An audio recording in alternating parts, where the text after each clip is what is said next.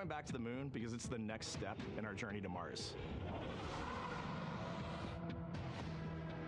We were always going to the moon.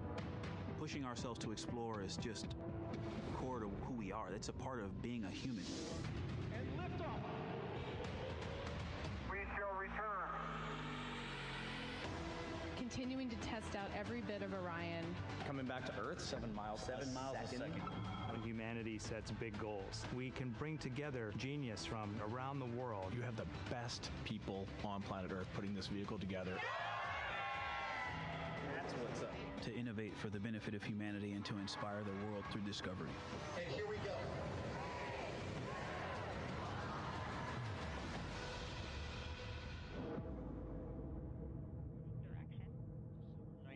1972, 2:25 p.m. Eastern Standard Time. The Command Module America splashes down in the Pacific with Gene Cernan, Ron Evans, and Jack Schmidt aboard as the Apollo 17 mission came to an end, along with humanity's first series of expeditions to the moon. Today at this hour, you are looking live at our planet from the Integrity spacecraft, heading for a splashdown in the Pacific off the coast of San Diego just 1 hour and 35 minutes from now. And good day from the Artemis Flight Control Room here at the Johnson Space Center in Houston, where the entry flight control team is on duty at this hour, led by Flight Director Rick Henfling, joined on console with the voice you'll hear talking to the crew throughout the course of the day. That is Jackie Mahaffey, second from your left. Everything has gone extremely well as we are closing in on the return of Artemis's astronauts from their flight around the moon, an historic lunar flyby that will culminate with that splashdown in the Pacific off the coast of San Diego just 1 hour and 35 minutes from now. And with that, it's a good entry pad, and we can continue in the procedure. Integrity. You're looking at a live view inside Integrity. Reid Wiseman on the left doing a fist bump with pilot Victor Glover on the right, and down in the middeck area just below their feet, suited up in their launch and entry suits, are mission specialists Christina Koch and Jeremy Hansen of the Canadian Space Agency. A number of milestones yet to unfold before splashdown just over an hour and a half from now. Earlier today, the crew woke up at about 10:35 a.m. Central Time. They completed the final major maneuver of the flight, that being the return trajectory correction 3 burn. It was an 8-second burn that fine-tuned its trajectory to enter a corridor over the Pacific Ocean a short time from now. That will be the point of entry interface where the crew will reach the first traces of Earth's atmosphere at an altitude of 400,000 feet. The crew moved into its entry checklist just after 4 p.m. Central Time, suited up in those launch and entry suits, conducted leak checks, and now are in the final stages of their entry checklist. Instruction 115 of entry checklist. SM separation ATP is go. Houston copies. The next major milestone on the route home. Fully zipped, and they're working on EBS and then seating up. We copy. Thanks for the status. Jackie Mahaffey talking to Reid Wiseman aboard Integrity. The spacecraft now about 12,000 nautical miles from the Earth's surface.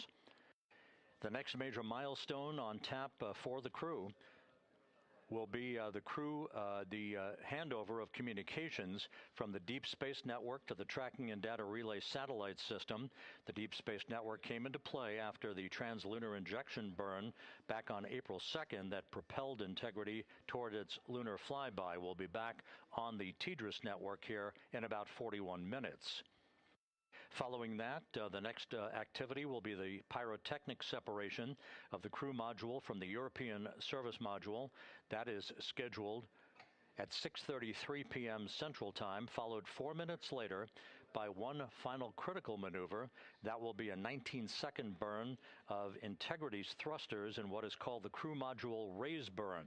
Now, what that does is it basically acts If you were sitting in a reclining chair, you'd basically tilt yourself back. It raises the aft end of Integrity ever so slightly, and that is the final opportunity for us to fine-tune the angle of attack of Integrity through the area of peak heating at entry interface that will come a bit later on, about an hour and 18 minutes from now.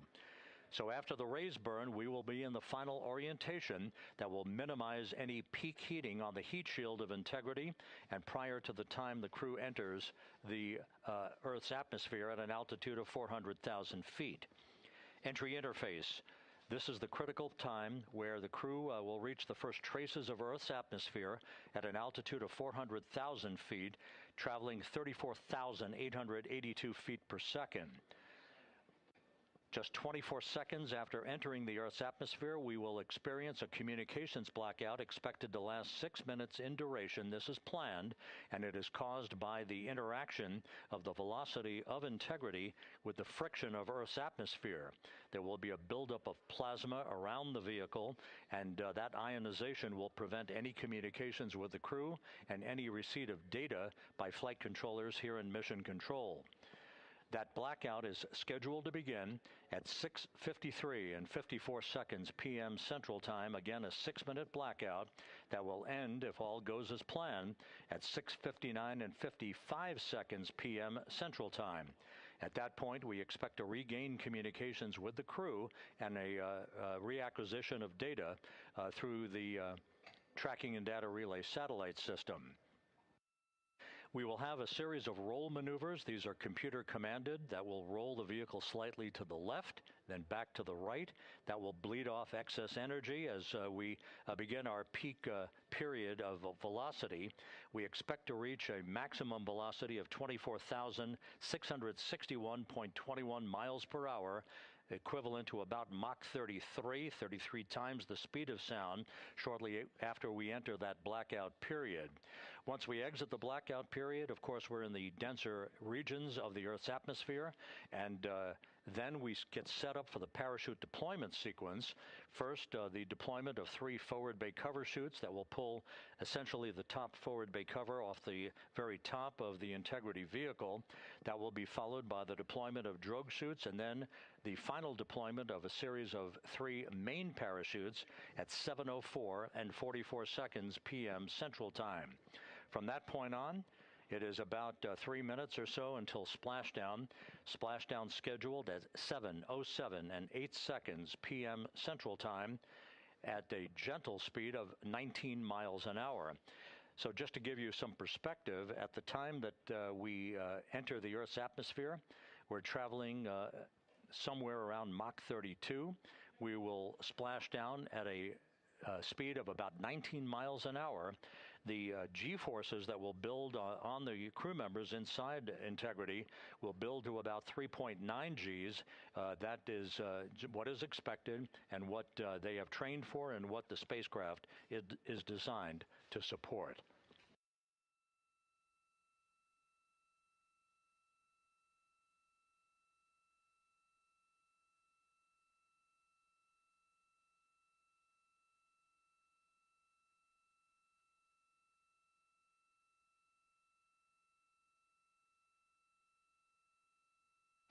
The latest weather forecast out in the recovery zone off the coast of San Diego is a go forecast from our meteorologists here at the Spaceflight Meteorology Group at the Johnson Space Center.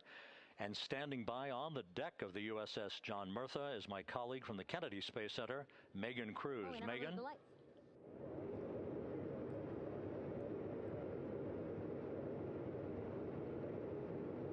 Hey there, Rob. Yeah, welcome to the bow of the USS John Murtha. This is where we will report out live updates from the ship as NASA and the U.S. military work to recover our Artemis II astronauts in just about an hour and a half. How exciting. Now, right now, as you can see, we are out in the Pacific Ocean. We are just west of San Diego. We're actually staged about 6.5 miles away from where we expect Orion to splash down. And then we will incrementally move closer. So at the time of splashdown, we'll be about 5 miles away, and then we will move to 3.2 miles away. At that point, we'll pause, make sure that all the debris that might be coming down with Orion, because basically some parts of like the parachute system, they're jettisoned off Orion during descent. So we'll just want to make sure that those all land in the water and that we are safe to move even closer. So we will make sure that we can move a little closer, and at that point we will move to a mile away from Orion. And at that point the ship will circle the capsule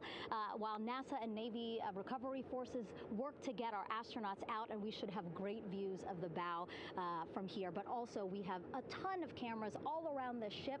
For example, we actually have some cameras right to the left of me here on the bow. These are very strong, stabilized cameras. We can really get up close to make sure that we are sharing all the images we have available to you.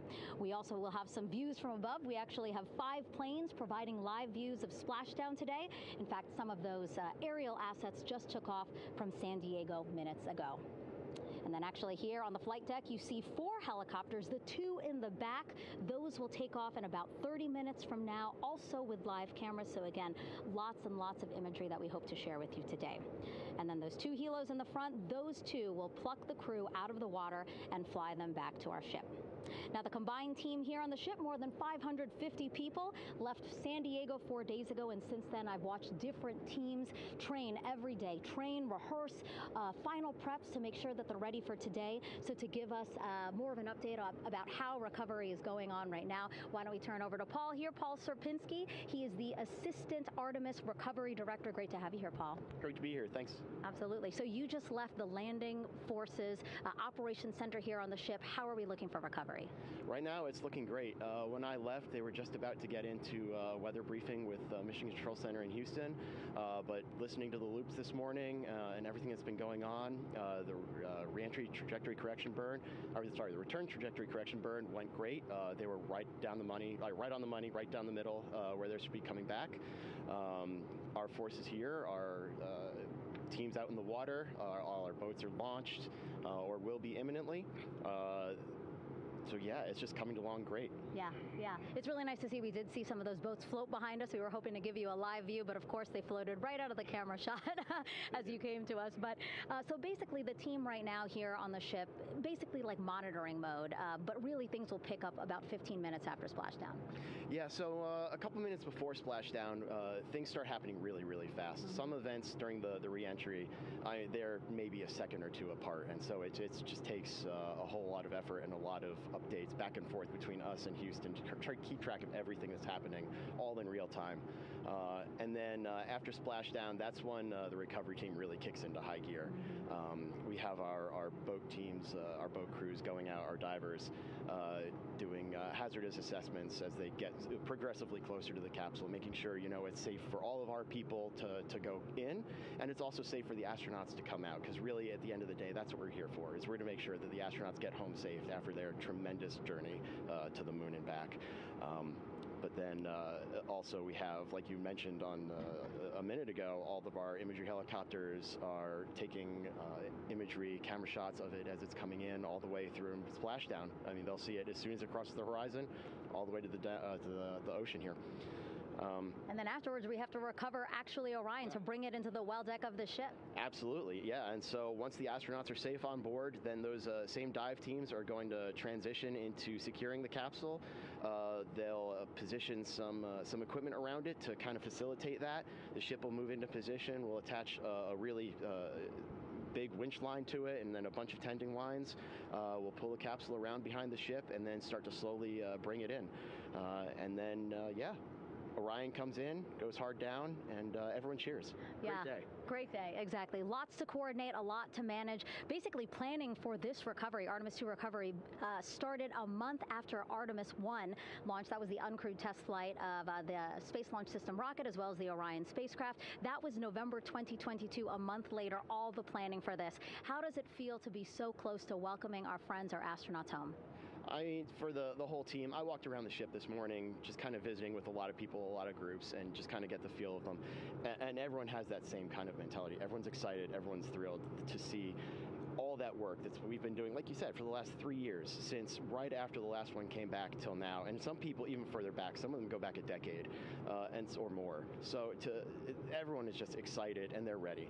They're really ready for this, and just to be able to see our crew come back, that's going to be a thrill for everyone. How are you feeling? Are you ready? Is this something you ever thought you'd be doing? I'm ready.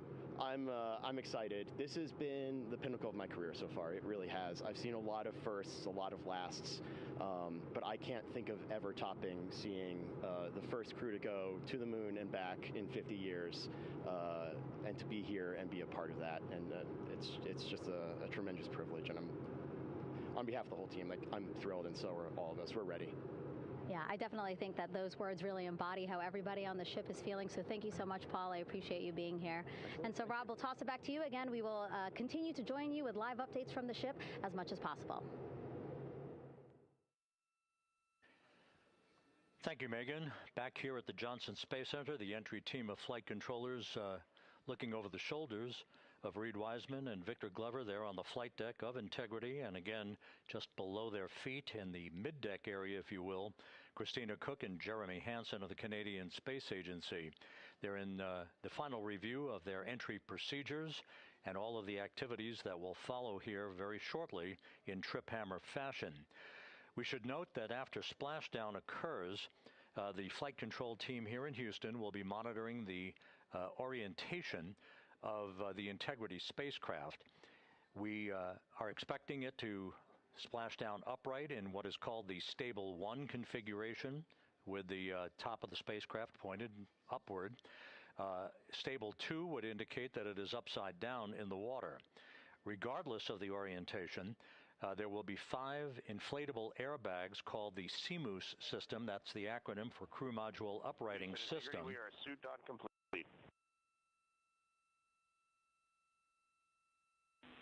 Houston copies. Reid Wiseman acknowledging that the final steps in suit donning are now complete for the crew. Leak checks have been completed earlier. The CMOOS system, those 5 inflatable airbags, will be inflated with helium. Those airbags will ensure that the vehicle remains upright. While that activity is going on, the flight control team here will be checking the systems on Integrity, also making sure that there's no leakage of toxic gas from the spacecraft. It should take about 15 minutes from splashdown to the power down of all of the systems on Integrity.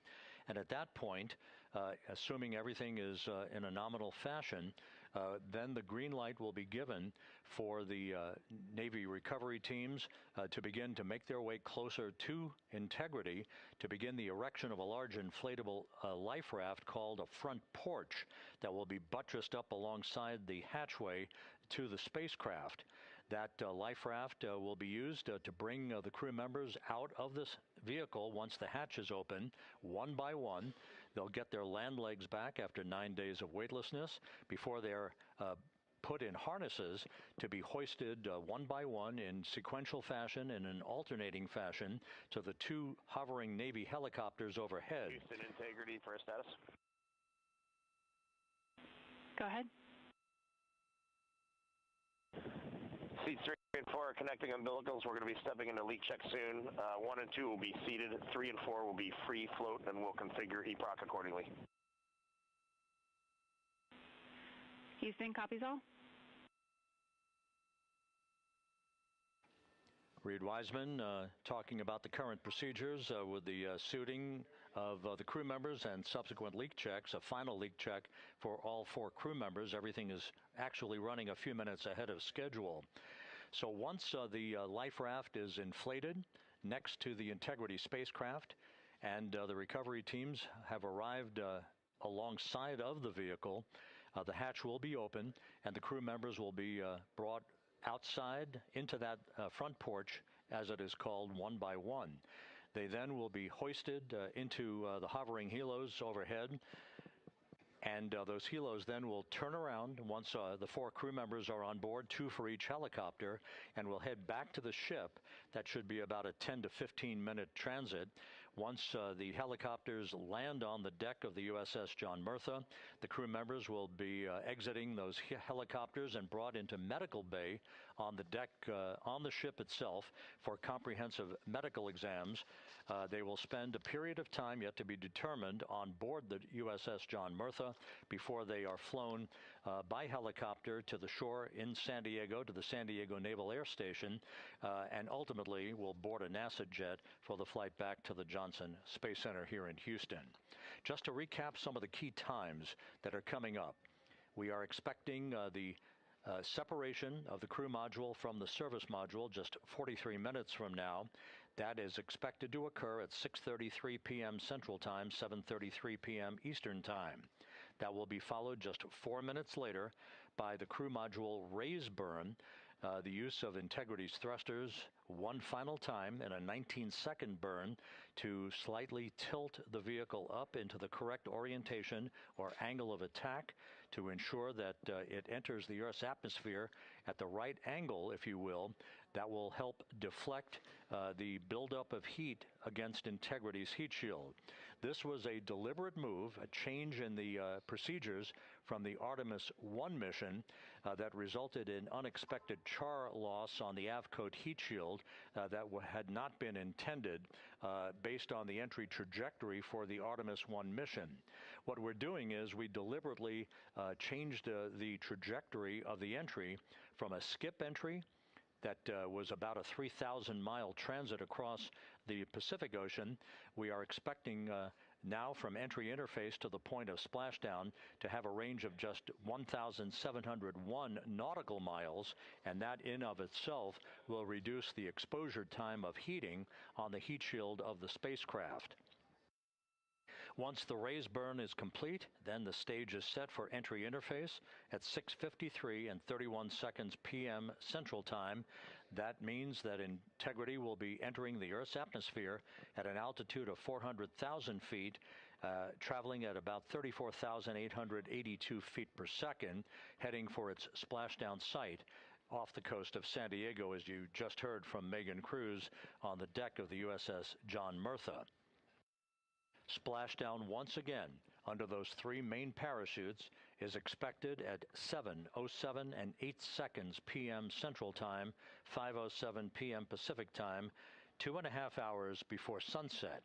The actual total distance traveled for Integrity from launch to splashdown is estimated at 694,481 statute miles.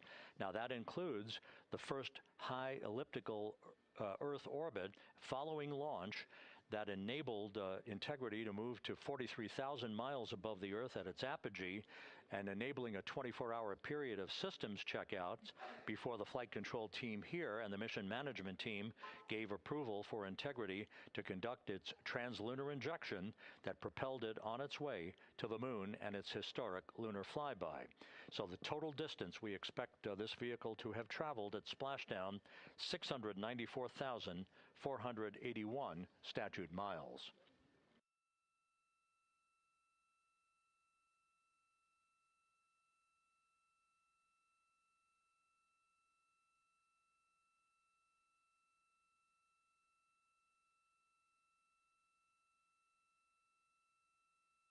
With everything proceeding on track and on time aboard Integrity, the vehicle system's in excellent shape as the Earth grows larger in the field of view.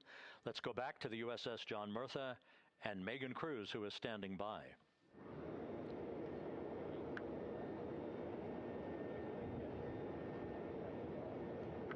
Hey, yeah, Rob, welcome back. Again, we are out in the Pacific Ocean, staged just about 6.5 miles from where we expect Orion to splash down now in just over an hour. How exciting. And the weather awesome conditions here. I know you see some wind blowing around my hair, but really nothing to speak of when it comes to having to recover our astronauts, as well as no waves here, really. So yeah, we're expecting a really great day. Also, hopefully, some really great views. You can see behind me that some of the clouds are starting to break up, so that's really exciting. And now, of course, this ship has a lot of people ready and excited to welcome our crew back home, including Dr. Rick Schuring here. He is a NASA flight surgeon. Great to have you here, Rick. You too, Megan. It is a blessing to be out here this day with our teams. We've trained 3 years for this, nonstop with the U.S. Navy, and along with EGS, and we've so looked forward to this day. And you know, just by God's grace, everything's parting, the skies and everything. The crew's doing great. Looking forward to come back, and our teams are ready. So this is one of those days you've dreamt about, and now it's finally here, and we're ready, and just thankful to be a part of it. Yeah, and you play a really integral role. When was the last time you spoke to the crew, and how are they feeling in this last hour before splashdown? Sure. Yeah, so the crew woke up, when they splashed down, they were woken up about 8.5 hours ago. Me and my fellow crew surgeons, Doctors Chris Hansen, Rafi Kumjian from the Canadian Space Agency, spoke with them about 6.5 hours ago, just to double check on how they were doing, if there's any medical issues, you know, how they slept, and then kind of go over their landing day protocol for their medications, for what we call a fluid load, to try to replace some of the fluid and electrolytes that they've lost with just a normal space adaptation. Once they got to space, they kind of have to replace some of that fluid to help them with the whole landing kind of readaptation to 1G, which they haven't done for the last 10 days. And then just kind of let them know how things are going to play out, you know, out with the open water teams all the way until we finally get to the med deck. So they were very pumped up, very hurried though. They had a lot of cabin configuration, a lot of things to get ready. So they're excited, but also very focused on the job that they had to do. So like again, we've trained a long time for this, and we're ready. And you said some medications. I mean, those are kind of just to mitigate the effects of, obviously, their more than 695,000-mile journey back to Earth. It's just like anti-nausea medication, right? Yeah, exactly, Megan. The you know, astronauts are very healthy, fortunately, and even when they come back in reentry, you know, the human system is very kind of dynamic. It has to readapt very quickly, and one of the most common responses they get is just some stomach awareness, to some nausea, even to some vomiting. And you know, with our crews that land out in Karagana, the Soyuz crews or our SpaceX crews, you know, they all kind of experience the same thing. This will be the first time we're landing in water since December 1972, and I worked with all the Apollo astronauts years ago, and they all told me that, you know, landing in the water, especially in the Pacific, can be very provocative. So we take steps to give them medicines to really mitigate some of that nausea, vomiting, help them feel a little bit better, and also sometimes just use a little anti-inflammatory medicine just to help with coming back to 1 Earth, or 1G. The effects of microgravity, especially as you age and you have a little arthritis, you feel great in microgravity, and everyone kind of curses coming back to the ground like, oh, dang, 1G, but so that helps a little bit. But for the most part, the main thing is just replacing that fluid and then trying to help them with that transition back to 1G, and then we're ready to go. Yeah, and their health is assessed almost immediately after they splash down. Yeah, so we have Dr. Jesse Wang, and we have our independent duty corpsmen, who are the Navy version of paramedics, extremely highly trained, highly experienced Navy medics and divers, who will go out there, open the capsule about 25, 28 minutes after splashdown, and do the first initial assessment. So Jesse and his team will go out there and look at each crew, kind of do their assessments, get vital signs, report back to Drs. Haas and Kumji and I back in the med bay, let them know how they're doing, and then you know, if they've got the normal kind of space adaptation kind of things, we expect that. They're good to go on that. If anything, you know, didn't go the way we want, they're all prepared for that as well. And Jesse and his team, I mean, you know, this is their full-time job, taking care of, you know, sailors and folks who might be injured. We don't expect any injuries, but coming back, you know, going 25,000 miles an hour down to, you know, 20, you know, miles an hour is still a dynamic process. I've heard it described as, you know, kind of like a car crash. And then the crew will be ready to go, and Jesse and his team will make that transition to get them out to the front porch, do assessments on them again, call it to our med bay, and then once we have that and they're all good to go and the crew's feeling okay, we'll hoist them up in the helos. It's about a 3-minute flight back to the flight deck, and that's where me and the astronaut chief, Scott Tingle, will actually meet them. I'll get eyes on them, make sure they're all good, just take very slow transitions, and then one by one we'll either get them out with the SMTs, the SAR medtechs under each arm, to kind of just walk them very slowly to med bay, which actually helps them acclimate back to 1G. Or if they really don't have their sea legs back yet, then we might put them in what we call a stair chair, which will be right behind them, and then just very slowly kind of get them back into med bay to start our full assessments for the team. Yeah, so a really great team here to support them as soon as they get back, and also all throughout the mission, of course. You talked a little bit about this, but obviously, you know, we have seen astronauts return from the International Space Station for over 25 years, so we kind of know that that journey, how it affects the body. But yes, we're talking about humans returning from the moon for the first time since 1972. How is this different from your perspective? So it's different in one very significant respect. With on Apollo, for exercise, they had something called the Apollo Exergenia, which was basically just a little canister with some ropes, and they would have some resistance and kind of do that. And the Apollo astronauts really liked that. They liked the ability to exercise, because you decondition from a musculoskeletal standpoint, you lose your strength and your stamina very quickly. We had something called the Orion flywheel, which was able to impart much greater loads in terms of resistance, so they're able to do squats, deadlifts, different things, not dissimilar to what the ISS astronauts do, but with a lot less room to do it. And they also did rowing activities for cardiovascular health, and the crews loved it. But for the lunar crews, the future lunar crews, maintaining that physical conditioning, which our astronaut strength conditioning rehabilitation specialists, affectionately known as the ACERs, back in Houston, really work hard to get them in the best shape they're going to, have to be in to get to the moon. That device hopefully will maintain that. And Apollo only had about a 4.3-day journey to the moon. Our astronauts are going to have about a 10 to 14-day journey. Right. So maintaining that physical fitness, that strength and stamina is going to be crucial for the success of being able to do those very physically demanding lunar EVAs. Right. So we're very excited about what the astronauts have said about the device and what they have to say about the role exercise plays, going to the moon. And also the mental benefit. Sure. They just really like sweating, breaking the sweat, and actually just feeling like they're just getting a workout. Right. So thank you so much, Rick. I really appreciate it. I know they're going to be in good hands, so we'll let you get back to it. Thank you so much. Megan, thanks for the time. Back to you, Rob. Okay, Megan, back here in Mission Control in Houston. Everything is moving along in order. This view of Reid Wiseman on the left, Victor Glover on the right. We have good suit leak checks. Everything aboard Integrity is in excellent shape. The vehicle, with the Earth growing larger and larger in the field of view, we're now just about 8,200 nautical miles away from Earth and closing in for a splashdown just 1 hour and 5 minutes from now.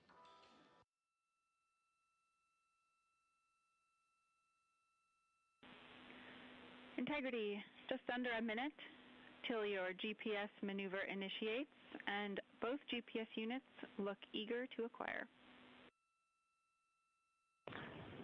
Outstanding. Seats 3 and 4 are working on seat strap in now. Houston copies. Once again, as we start to close in on some of the major milestones, the first one coming up in just 31 minutes. And Integrity, just confirming the LCG gas trap was able to be closed out. Affirmative. Copy. Crew module, service module separation scheduled just 31 minutes from now. The key point of interest, of course, will be the performance of Integrity's heat shield during its high-speed entry back into Earth and the peak heating that is expected around the spacecraft of some 4,000 to 5,000 degrees Fahrenheit. On Artemis I, as I think most folks know by now, we flew a trajectory known as a skip entry, in which we performed an initial dip into the atmosphere to bleed off some energy. Then we skipped out of the atmosphere and dipped back into the atmosphere before splashing down in the Pacific. But after the mission was over with, we noticed unexpected liberation of some of the charring effects on the heat shield known as AVCOAT. Before the flight, we had an opportunity to sit down and talk with Entry Flight Director Rick Henfling to get a perspective on what this all means and how the mission was redesigned to try to protect Integrity's heat shield to a higher extent. Let's take a look at that interview. Returning from the moon is a lot different than deorbiting from low Earth orbit. When we return from the moon, we expect to achieve velocities upwards of 36,000 feet per second. And in order to slow down to a nice, graceful splashdown in the Pacific Ocean, the flight crew is going to experience between 3 and 4 times the force of Earth's gravity. On Artemis I, pressure buildup inside the char layer of the heat shield resulted in the char losses we saw. NASA established a Tiger team whose job was to investigate the cause of the problem and then make recommendations on how to fly the Artemis II mission safely and successfully. And so for Artemis II, we are going to fly a profile that ensures the spacecraft will not see that same type of pressure profile. And so the char losses seen on Artemis II will not be like the ones that we saw on Artemis I. Rick Henfling indicated that the orientation of the spacecraft and the shortening of the distance of transit to the splashdown zone from the point of entry interface when we reach the top of the Earth's atmosphere, which will be coming up at 6:53 and 30 seconds p.m. Central Time, should do the trick in minimizing the deleterious forces against that heat shield that were noticed on the Artemis I mission. And we think we see a beautiful sunrise over the west coast of Australia.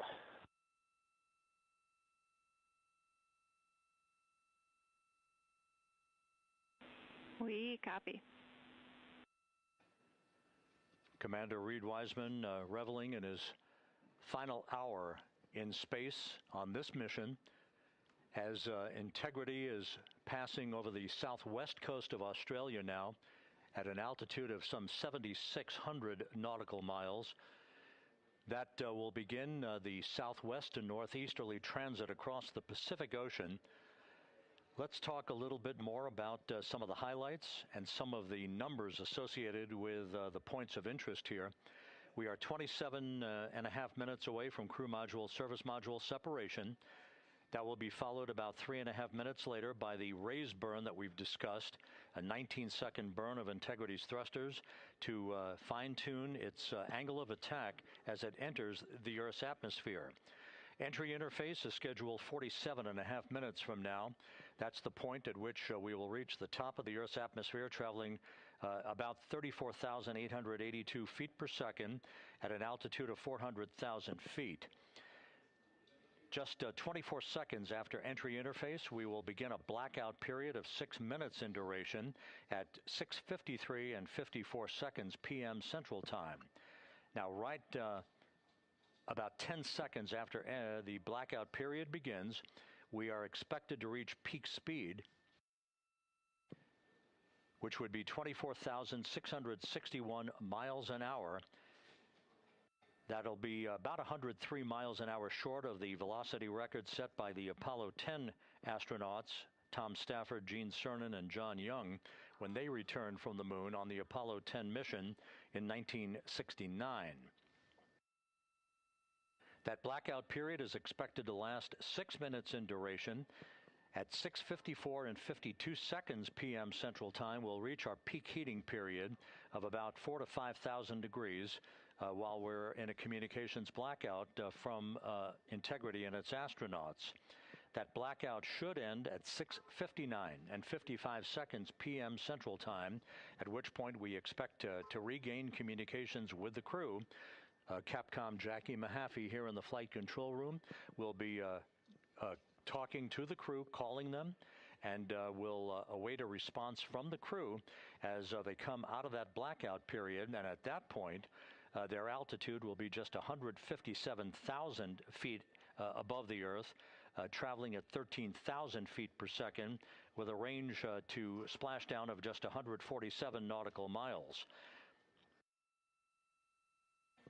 From that point on, the next key series of events will be the deployment of a series of parachutes that we discussed before. First, the forward bay cover chute deploy that will pull the forward bay cover away from the top of Integrity, followed by drogue chute deploy and then the main chute deploy that's expected at 7:04 and 44 seconds p.m. Central Time. That will begin the gentle descent of Integrity towards its splashdown at just a velocity of just 19 miles an hour and that will begin the recovery operations that you just heard Megan Cruz discuss with her folks on the USS John Murtha. All of Integrity's systems in great shape. The crew is suited up. Leak checks complete as we stand by for the next major milestone, which will be the crew module service module separation just 24.5 minutes from now.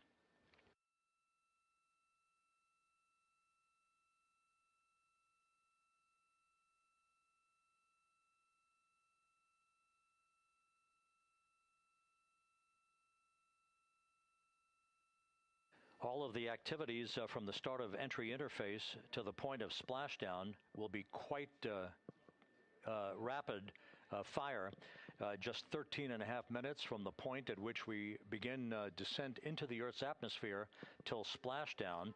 And just to show you, as Rick Shearing, the flight surgeon, alluded to in his interview with Megan Cruz, all of this happens to decelerate the vehicle from traveling around Mach 33 to just 19 miles an hour at splashdown. All of that happening in just 13.5 minutes. But the vehicle and the parachutes are all designed to support all of that, so we'll be standing by to report all that to you in sequential fashion as these milestones are ticked off and as we hear from the crew during its entry back into the Earth's atmosphere and ultimately when they emerge from the blackout period, and at that point we'll be just minutes away from splashdown.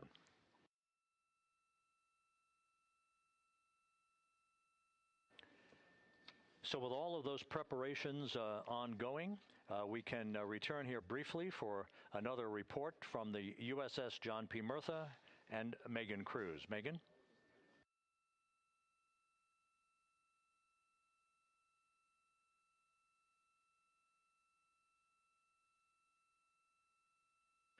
And we'll regain that communication with the USS John P. Murtha just momentarily.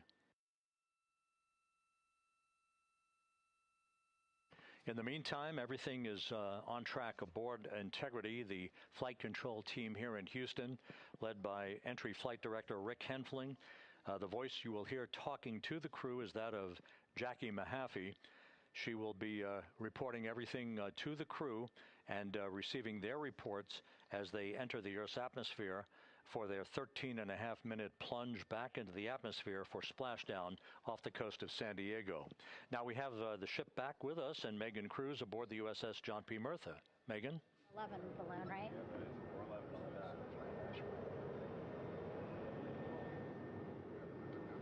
Hey, Rob, yeah, the excitement is really building here on the ship. I'm watching right now one of the weather balloons being lofted up from the ship. Again, weather balloons, very important for us to make sure that we are tracking the right kind of weather and also the data that's needed for what's called our Sasquatch team. Again, it's a team out of NASA that basically makes sure that the debris that comes off of Orion, again, some of those pieces of the parachute system, make sure that they don't fall on us here in the sea, and also our aerial assets, our folks in helicopters. So watching that float away right now. But with me right now is Captain Eric Kenny. He's the commanding officer of the John P.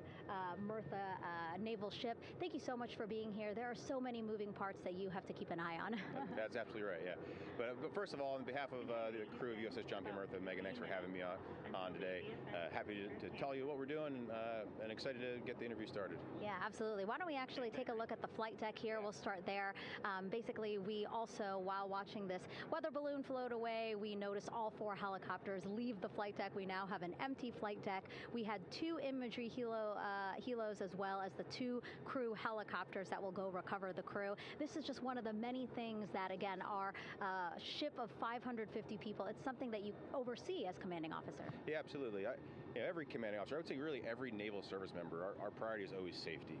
And as the commanding officer, I take that as one of my primary roles here on board. Mission accomplishment is important, safety always. So my day really has, I would say my message to the crew has sort of changed over the past 24 hours. As we're leading up to today, we've been building up the excitement and motivating the team for the training that we've executed. But really over the past 24 hours, now I'm trying to get us to slow down a little bit. Trust our training, right? Don't believe all the hype. Don't believe everything that's going on. Just let's trust what we've done to get to this point, And if we do that, we'll be successful today. And also part of the big success is obviously the coordination between NASA and the U.S. military. How does it feel being able to support the human space program we have? Yeah, I mean, since 1959 with Mercury, Gemini, Apollo, the history between NASA and the Navy has been in lockstep. But like any other skill, if you don't practice it regularly, that skill atrophies. So we've had a few decades off from that. But, over the past 4 or 5 years, really with this ship over the past year, we've constantly trained and working for this moment right here. Building up the hype, but to get to this point today, to be able to trust all the training we've done. We've worked with, working with NASA, the Air Force, the medical team, dive team. You want to talk about high-performance organizations coming together, working in unison? We are seeing that here on board the USS John P. Murtha, and I can't be more proud of the work everyone's doing. Yeah, you had some great words this morning saying just that, again, that it's really nice to see everybody working together and so excited. I mean, you just became the commanding officer of this ship back in February. How does it personally feel for you to be a part of this historic moment today? Yeah, I mean, first and foremost, I'd say any opportunity to command any warship in the United States Navy is a tremendous honor, is a pinnacle of any naval officer's career. That being said, as my change of command was approaching, and I realized that Artemis was going to be in the window here, to say that I'm humbled and honored to be here is an understatement. What really just excites me is the opportunity to see this crew, who has been training so hard over the past year plus, come together. It is what inspires me. Listening to NASA and the ownership and pride they take, they make my crew better. I think we're making NASA better together. That synergy is something that I'm happy to see and hopefully take forward with me in my career. Yeah, it's all about partnerships. We couldn't do it without you, and we couldn't have gotten to the moon without our international partners as well. So thank you so much, Captain. It was really great to have you here today. Thanks, Megan. Awesome. All right, Rob, back to you. Thank you, Megan. Back here in Mission Control in Houston. We just had a quick view of the crew. We'll get that view back, and there they are again. Here in Mission Control, the entry team of flight controllers led by Rick Henfling and Jackie Mahaffey serving as the spacecraft communicator. We have just handed over communications links from the Deep Space Network that we communicated with the crew through from the time of the translunar injection burn back on April 2nd. We've just handed back to the Tracking and Data Relay satellite system as we prepare for the crew module service module separation that will take place just 17 minutes from now. With the Earth looming in front of Integrity as it barrels back for a splashdown of the Pacific just 50 minutes from now, we're just 5,700 nautical miles from splashdown. Just one other quick note about the comparison from the Artemis I entry profile to the Artemis II entry profile and how that is serving as an extra layer of protection for Integrity's heat shield. The Artemis I entry had an entry range of some 3,178 nautical miles, a very long downtrack and a very longer period of exposure to heat loads than we're experiencing tonight. It also had that skip entry profile that we discussed earlier, dipping into the Earth's atmosphere, then back out, then back in. It was about 20 minutes of exposure. Integrity, Houston, comm check on Tierra. Jackie, we have it loud and clear on Tierra. We have you the same. And there's one of the weather balloons being deployed from the USS John P. Murtha.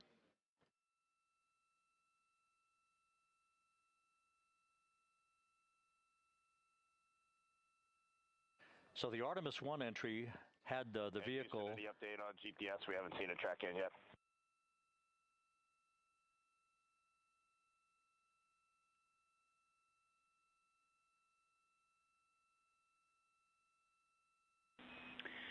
Reid, we are watching. We are starting to get into the window where they may start acquiring, so should be within the next 10 minutes.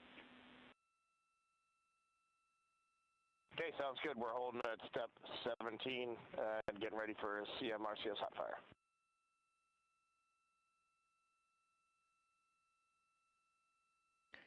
And that exchange indicating that we are expecting to acquire data from the GPS system on board. That'll be a navigational tool that will basically tell Integrity's computers that they're on track down the center line of the corridor for the entry interface that will lead them to their splashdown point.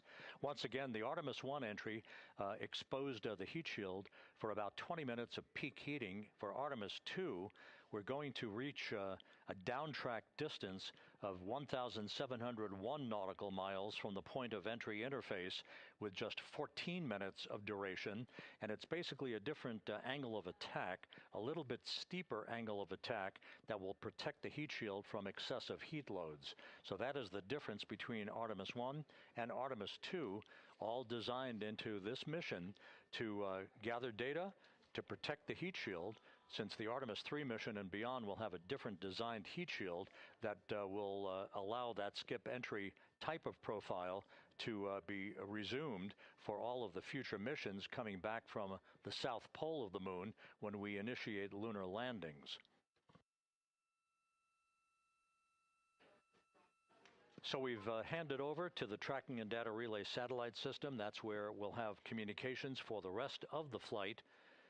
Just to give you some time hacks here, we're 13 and a half minutes away from crew module, service module separation, and just 17 minutes away from the raise burn, that 19-second firing of the thrusters that will basically be the final fine-tuning of the angle of attack for Integrity as it enters the Earth's atmosphere.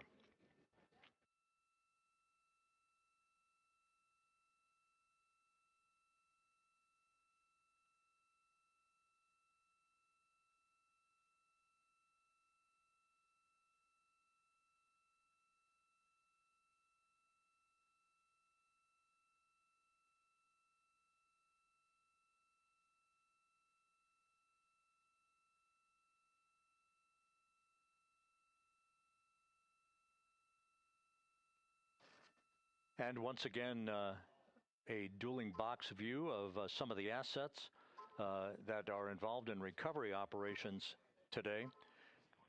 The Integrity, cabin configured, all crew suited and seated. Houston copies. That confirmation from Reid Wiseman aboard Integrity. As you see, the assets being deployed to the splashdown zone.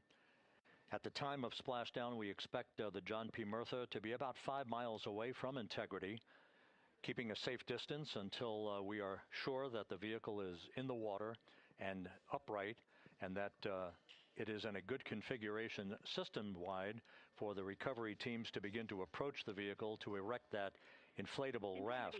2 minutes to CM RCS warm-up hot fire. We're ready. That call from spacecraft communicator Jackie Mahaffey indicating that we're 2 minutes away from a quick burst of the reaction control system. Thrusters, that will be a hot fire test prior to the separation of the crew module from the service module. The European service module has performed flawlessly throughout this flight. Everything, all the burns that had been prescribed for that service module have been executed on time and without a problem. There is the European flight control room that has overseen the manufacturing, the design of the European service module. They deserve quite a bit of credit on this mission for not only propelling the Integrity and its astronauts toward the moon, but also conducting the fine-tuning of its trajectory to bring it to this point where we are dead spot on down the middle of the corridor trajectory-wise to bring Integrity down for its splashdown in the Pacific just 44 minutes from now.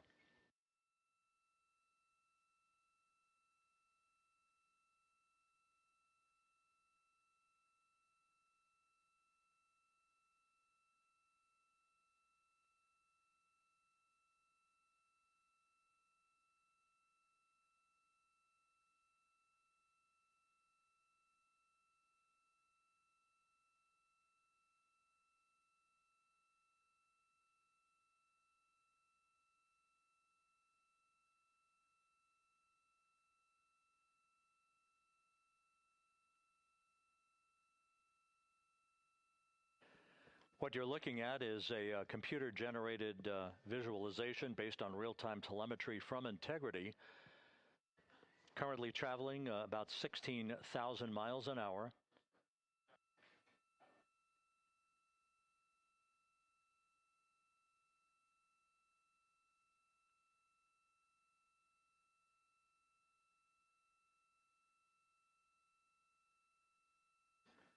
Integrity traveling about 16,000 miles an hour. For the prop cautions, we're taking a look.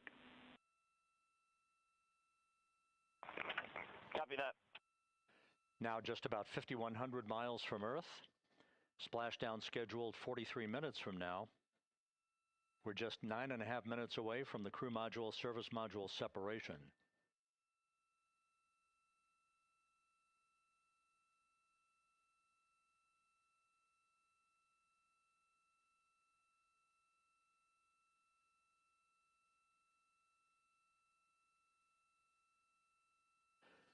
We are confirming.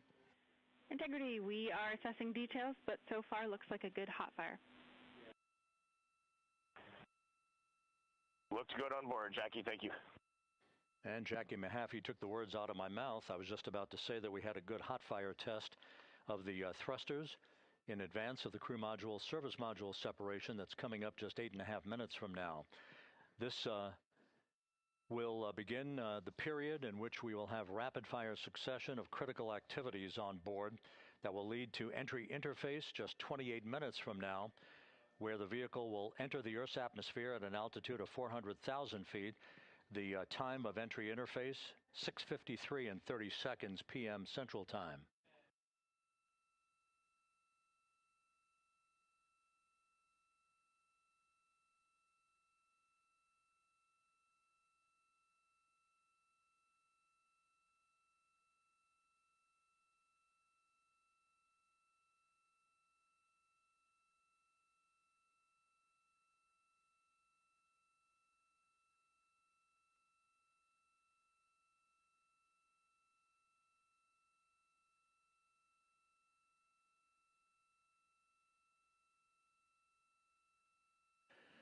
Integrity's astronauts were awakened at mid-morning to begin their entry preparations.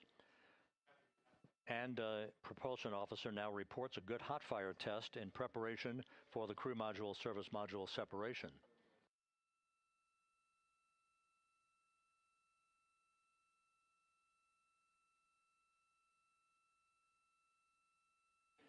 We're now inside 41 minutes until splashdown. Integrity Houston, we have confirmed a good CMRCS hot fire. And although we are not seeing GPS acquired yet, you can skip the troubleshooting steps in 157 for now. Integrity copies.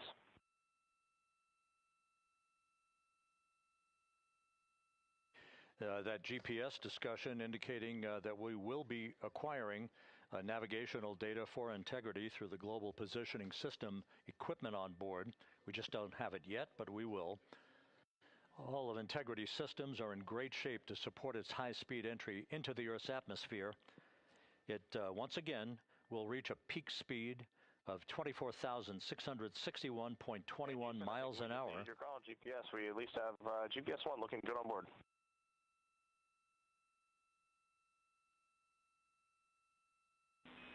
We are confirming.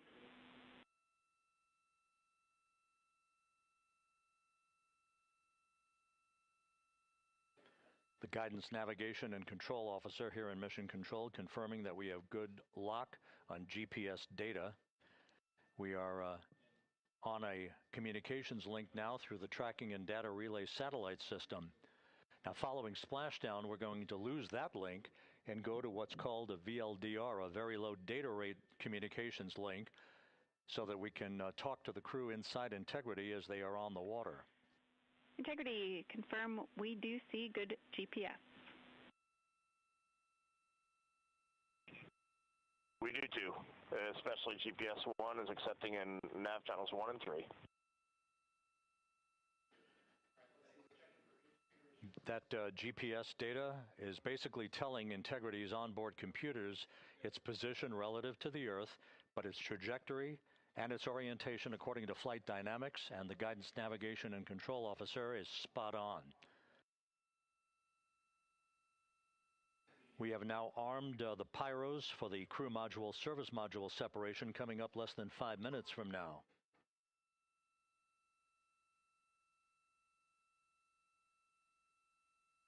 Once again, just 10 seconds after entry interface, we will see Integrity reaching its peak speed of 24,661.21 miles per hour. That will be just seconds before we begin a 6-minute blackout period. Integrity, Houston. Your vehicle is in a good config for CM-SM SEP and go for CM raise. Houston, we see the same on board and copy go for CM raise. That CM raise referred to as the slight firing of 19 seconds by Integrity's thrusters with a change in velocity of 9.9 feet per second, a slight nudge of the aft end of the vehicle so that it's tilted a bit upward, providing the final angle of attack as the vehicle enters the Earth's atmosphere, this being the mitigating factor that will reduce heat loads on the heat shield as we reach a point downrange from the start of entry interface, some 1,701 nautical miles to the splashdown site.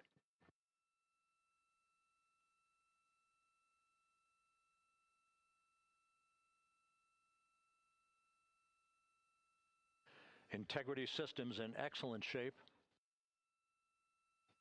We are currently 3,300 nautical miles left in this mission. Splashdown scheduled 36 minutes, 39 seconds from now.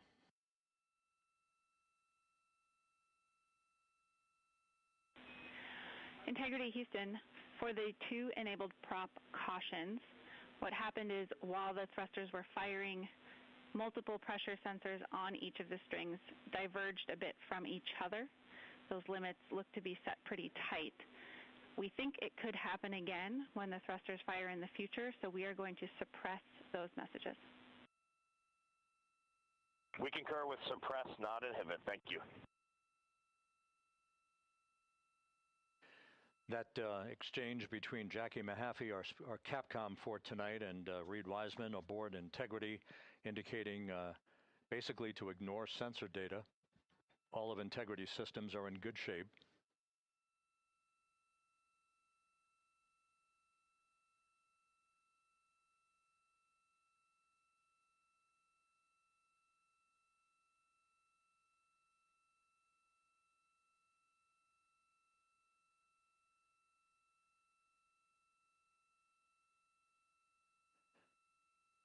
Now, coming up on about 90 seconds till the crew module, service module separation.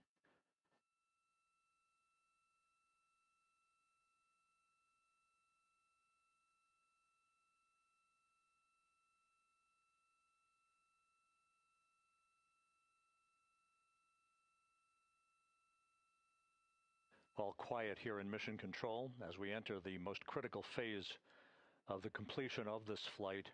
All of the preparatory activities leading up to the vehicle entering the Earth's atmosphere just 21 minutes from now.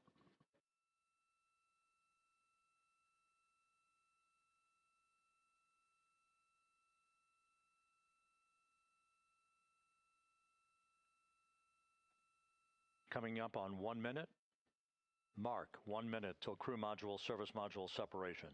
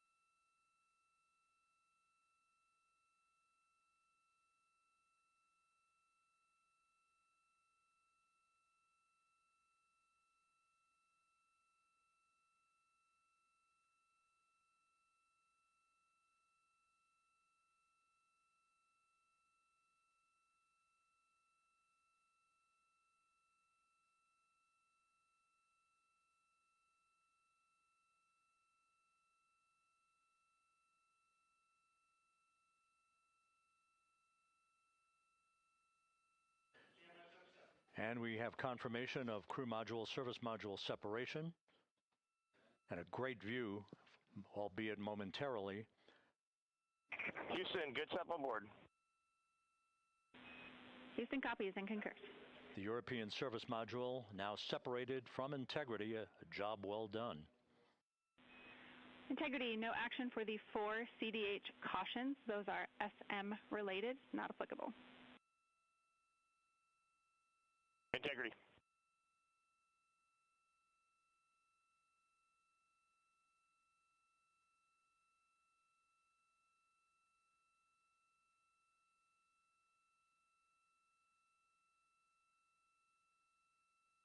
So, with Integrity now flying free on its own for the remaining 32 minutes of this mission, next up, the raise burn, a 19-second firing of Integrity's thrusters. Good GPS 2.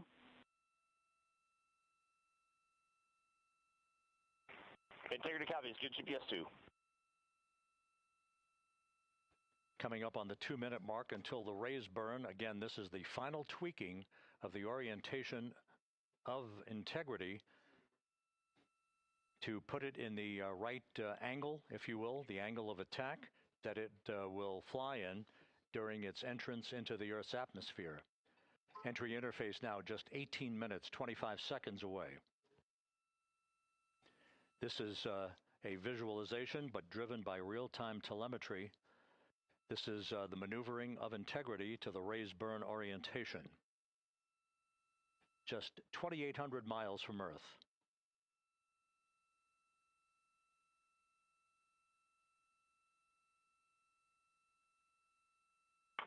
Houston, we got a great view of the European service module out the window with the sun hitting the side and the solar rays and the NASA worm right there. It's a beautiful looking machine. Roger.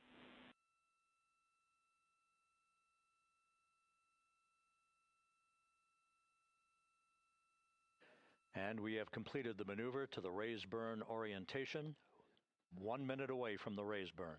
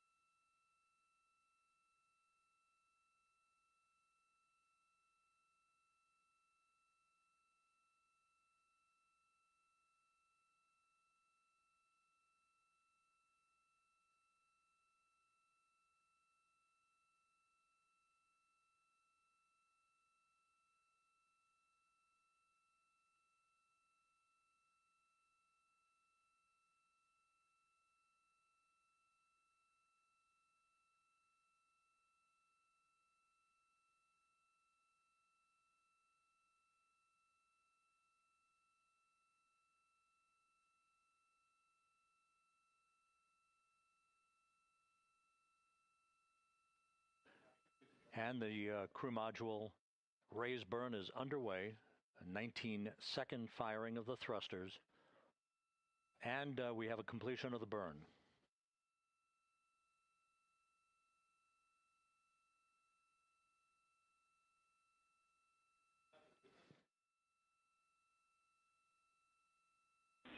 Integrity, good. CM raise burn. Your flight path angle is within limits.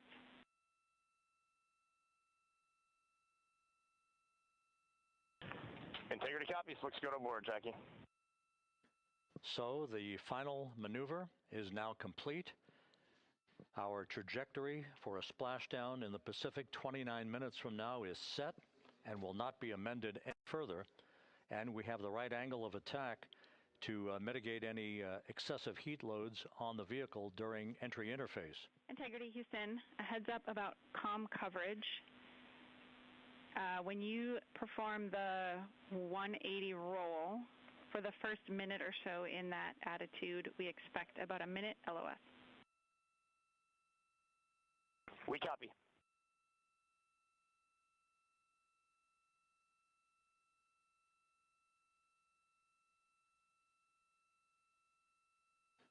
So for those who are watching, The series of events coming up, we will enter the first traces of Earth's atmosphere 14 minutes, 45 seconds from now. 6:53 and 30 seconds is what is pegged for entry interface at an altitude of 400,000 feet, traveling at approximately 34,800 feet per second, range to touchdown or splashdown 1,701 nautical miles. 24 seconds after entry interface, we will enter a 6-minute blackout period in which we will lose communications with the crew. This is expected due to the buildup of plasma around the vehicle. That's an ionization effect due to the collision, if you will, of the velocity of the spacecraft with the friction of the Earth's atmosphere. That 6-minute blackout is expected to begin at 6:53 and 54 seconds p.m. Central Time. During that period of time, we will reach our peak speed of 24,661 miles per hour. That comes just short, based on unofficial data from the flight dynamics officer right now, will come just short of the velocity record set by Apollo 10 of 24,791 miles per hour in 1969. We expect peak heating on the vehicle at 6:54 and 52 seconds p.m. Central Time, a minute and 22 seconds into entry interface. At that point, we will be just 204,000 feet above the Earth, traveling at 33,000 feet per second. The blackout period is expected to last 6 minutes. We expect that blackout period to end at 6:59 and 55 seconds p.m. Central Time. From the end of the blackout period until splashdown, it is just 7 minutes, at which point we'll start deploying the series of parachutes to slow integrity down to an ultimate splashdown velocity of just 19 miles an hour. We see the same, waiting for the 180 rolls.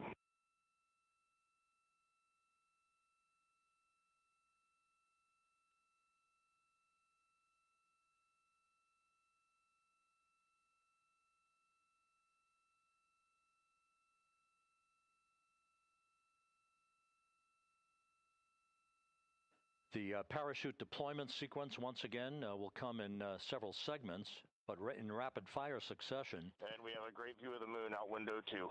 Looks a little smaller than yesterday. Guess we'll have to go back.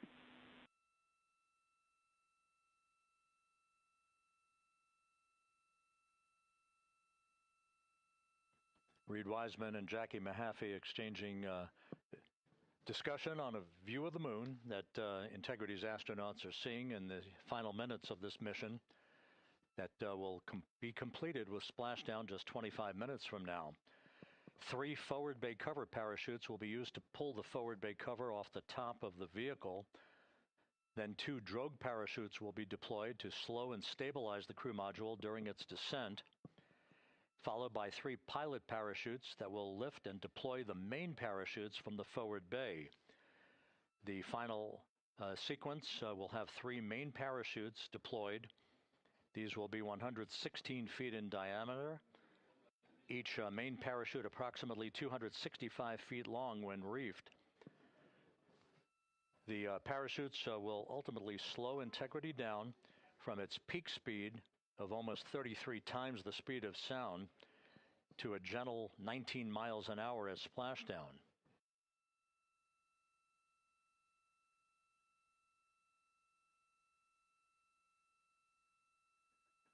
The vehicle is now currently in a roll to the proper attitude for entry interface. Our trajectory is right on according to flight dynamics.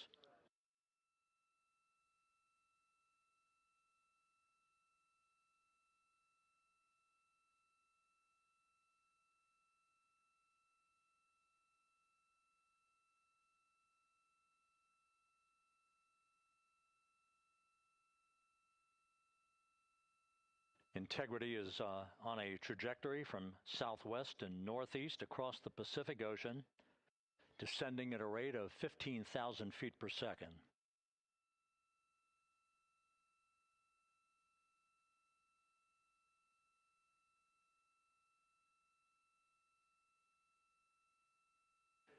Range to touchdown 4,300 nautical miles, all the systems in excellent shape.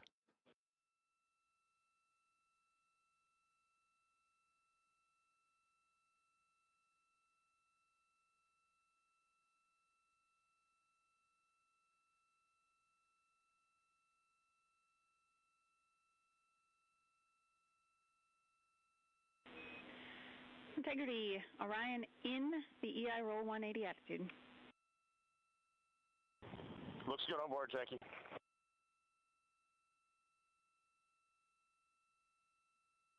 This view out of one of Integrity's windows. We had a call for 3 good baros. Those are barometric pressure sensors that feed altitude and rate of descent information to Integrity's computers that will trigger the parachute deployment sequence. We are less than 9 minutes away from entry interface, 22 minutes from splashdown.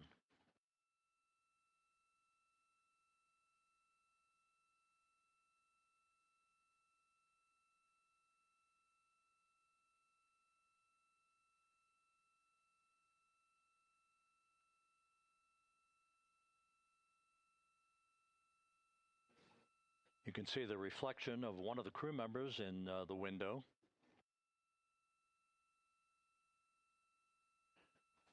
Out in the Pacific, the weather conditions remain go. Just a few clouds, some scattered clouds, winds at 10 knots, wave heights just about 4 feet. A gentle day in the Pacific for the homecoming of Integrity's astronauts.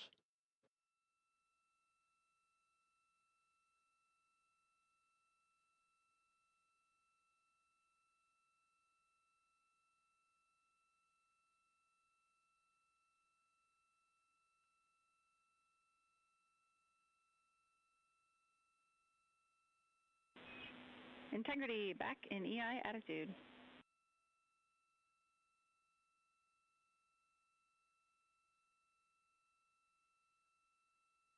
We see the same on board, Jackie.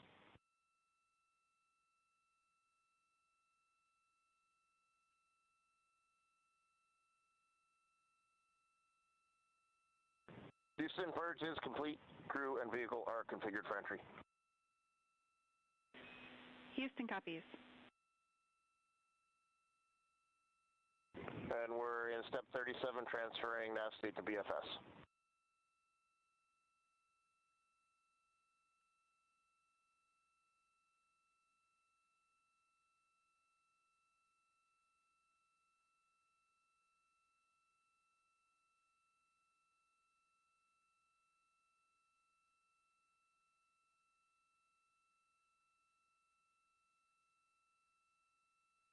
And Houston, in instruction 509, we are not below 0.2.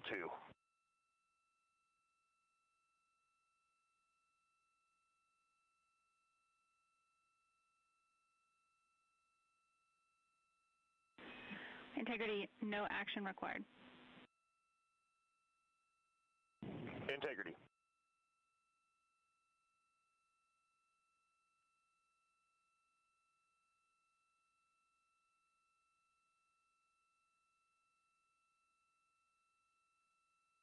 Now 6 minutes away from entry interface.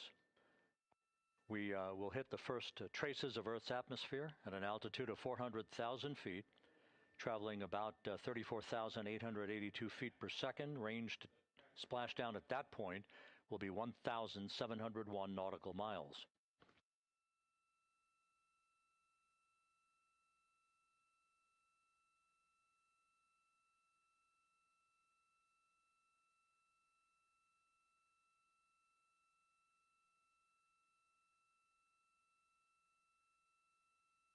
And once again, just a reminder, some 24 seconds after entry interface, we do expect to lose communications with the vehicle and the crew during a 6-minute blackout period when a plasma shield will build up around the spacecraft due to the ionization, due to heating effects.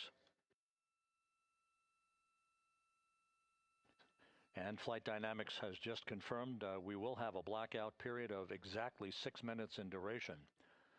And once again, that's due to the fact that a plasma buildup around the vehicle will prevent communications and data, so we will not be able to talk to the crew members at that time, nor will we receive data here in the flight control room. Houston, everything is looking good on board. Just confirm no pre-EI downloads. Houston concurs. That blackout period to begin at 6:53 and 54 seconds p.m. Central Time, and again will last about 6 minutes in duration.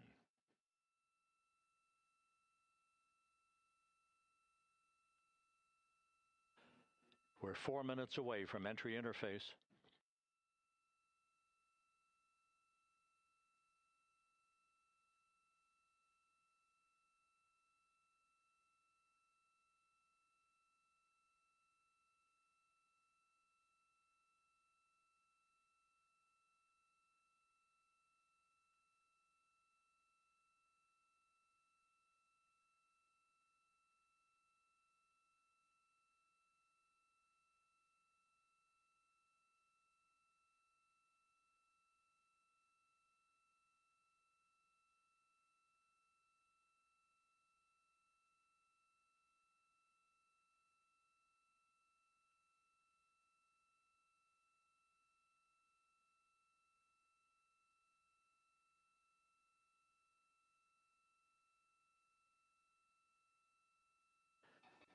This view from Integrity as it crosses from southwest to northeast across the Pacific Ocean, 3 minutes from entry interface.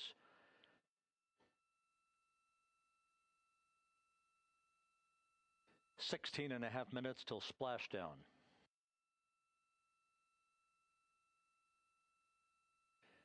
The USS John P. Murtha and the recovery team is on station and in position, as are the airborne imagery assets that we hope to receive imagery from as Artemis enters the Earth's atmosphere and through parachute deployment.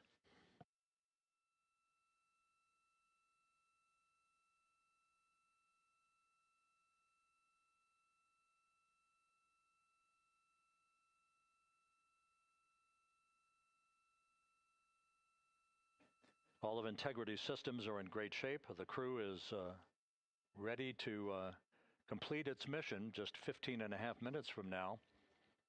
All of the activities today have gone off in perfect fashion. No issues with the vehicle, no issues with the crew. And the weather at the splashdown site is go.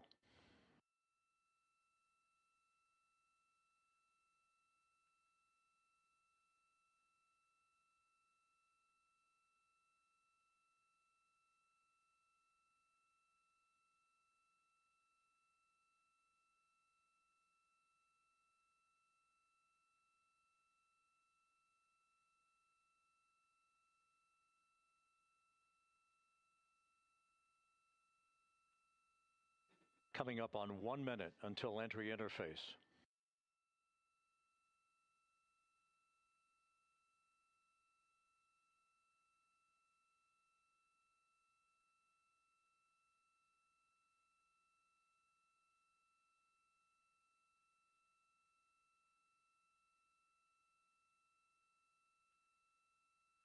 Mark 1 minute until entry interface. 1 minute, 20 seconds until the expected start of our 6-minute blackout. Integrity, 1 minute to a 6-minute blackout. Integrity.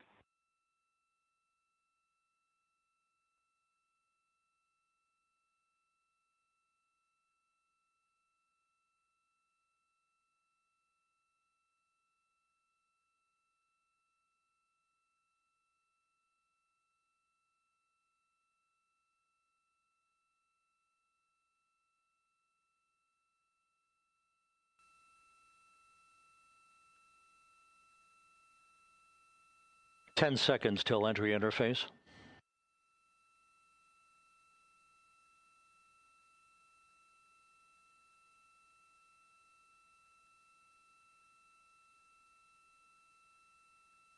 And we have crossed the threshold, now entering the Earth's atmosphere. We're at 400,000 feet, traveling 34,800 feet per second.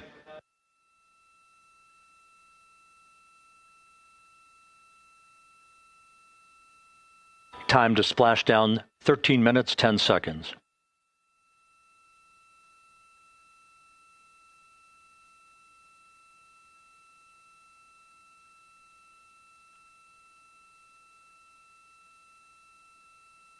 And as predicted, we've entered our communications blackout. This will be a 6-minute blackout period. No voice, no data from the crew.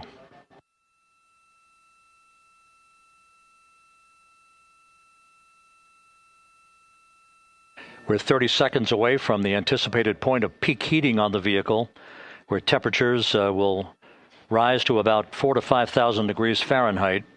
This is the true test of our trajectory.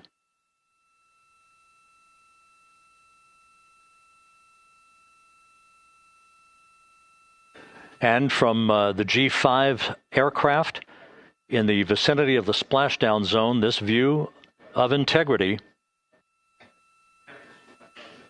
So that pinpoint of light shows the vehicle as it enters the period of peak heating in the Earth's atmosphere, the first tug of gravity being felt by Integrity's astronauts since their launch back on April 1st.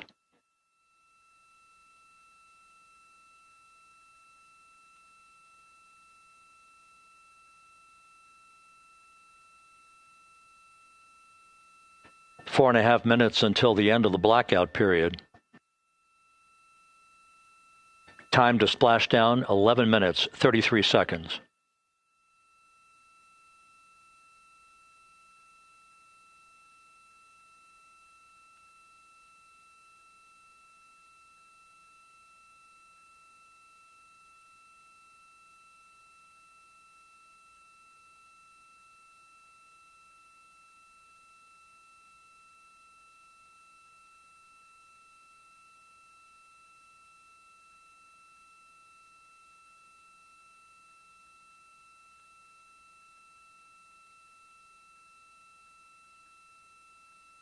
The landing and support officer reports that the P3 has acquisition on Integrity.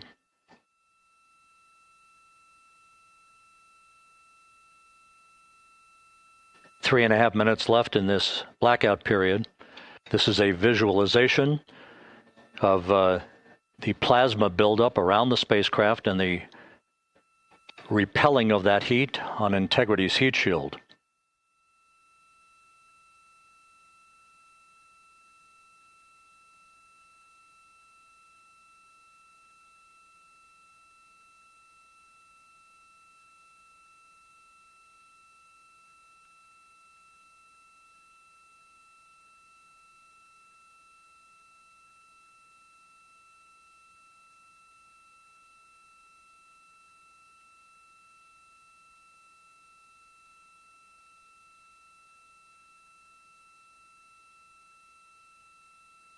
Flight Dynamics reports that airborne assets in the vicinity of the splashdown zone do have a visual on Integrity.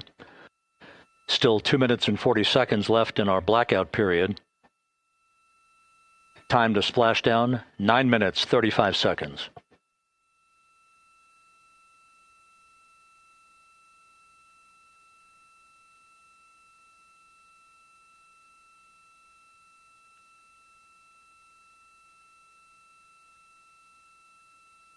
Multiple airborne assets as part of the recovery team all have visuals on Integrity.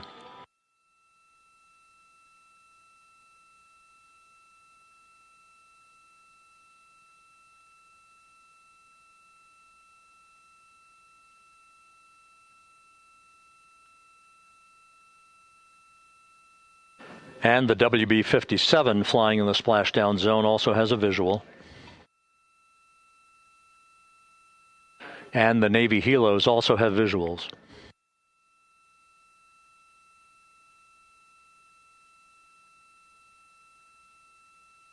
We're still in the blackout period. Still do not have communications from the crew.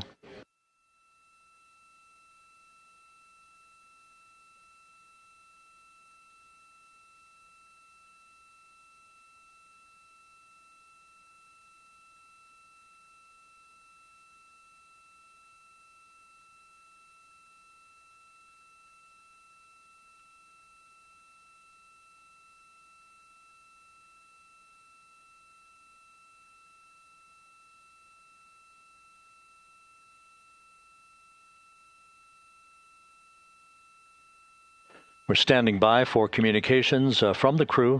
We should be out of the blackout period less than a minute from now.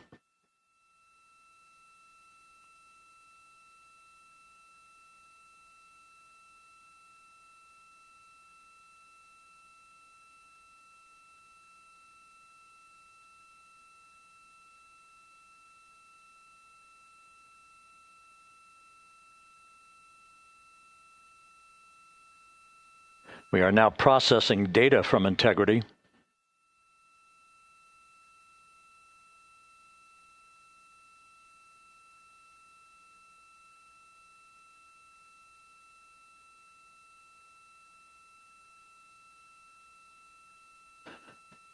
Landing and support officer reports the small boats are en route to the splashdown target zone.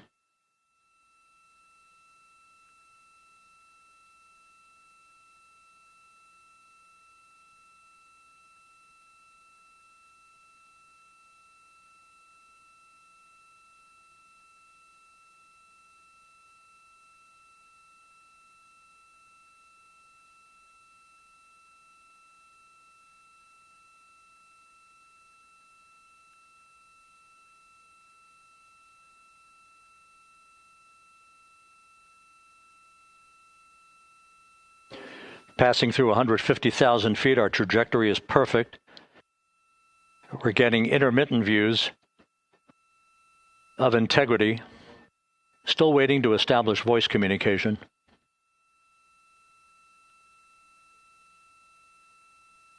Integrity, Houston, comm check, post-blackout. Houston, Integrity, we have you loud and clear. Your trajectory is nominal, and your recovery teams have visual. Guidance looks good. No action for the enabled internal camera controller fail. Big cheers from the viewing room here in Mission Control as voice communication reestablished with Commander Reid Wiseman. For America and a waiting world, Integrity is 5.5 minutes away from coming home.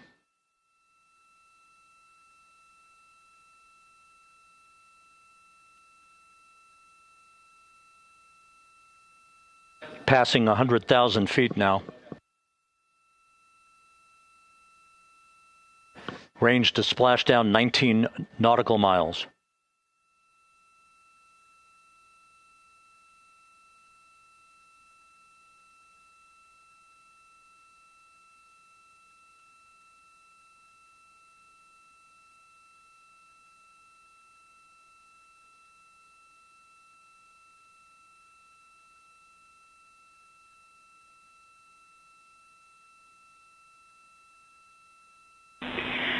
Integrity, impact to the camera controller fail is no Cab 1 views of the chutes.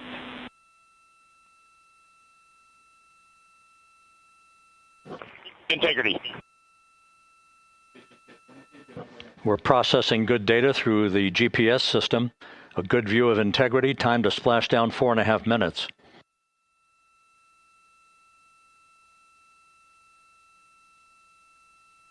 And a view of Integrity from the WB-57. We're at 50,000 feet.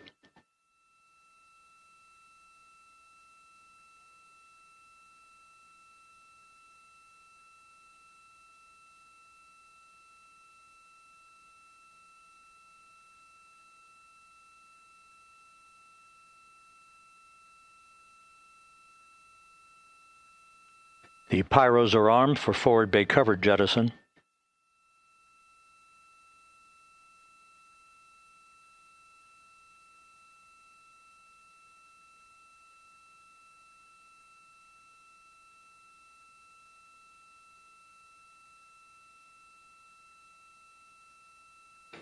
And there go the first series of parachutes, and we're on drogues. And Houston, we're visual 2 drogues out the window.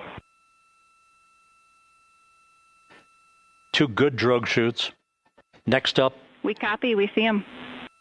Next up, the deployment of pilot parachutes that will pull the main chutes out. Time to splash down 3 minutes and 10 seconds.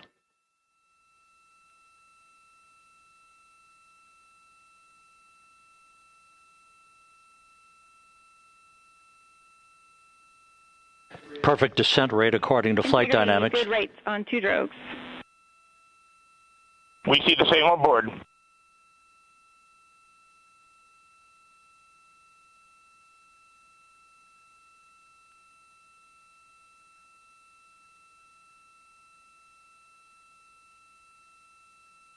Passing through 10,000 feet, still on drogues.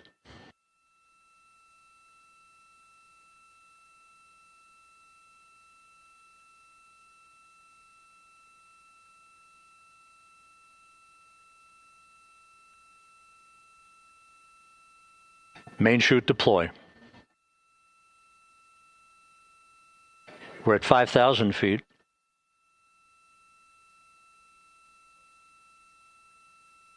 Search and recovery beacon has been activated on integrity.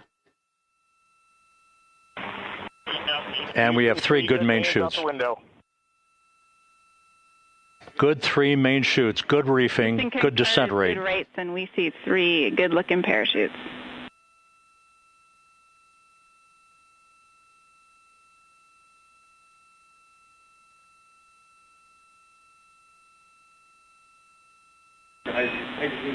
Integrity. Cabin pressure indicates no need for hydrazine checks. Integrity copies.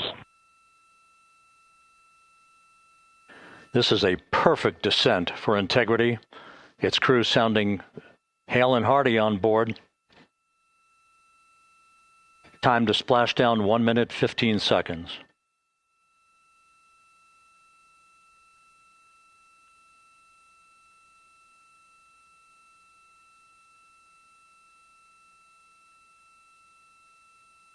Integrity about to complete a journey spanning 694,481 miles from its launch from the Kennedy Space Center back on April 1st, and a trip around the moon.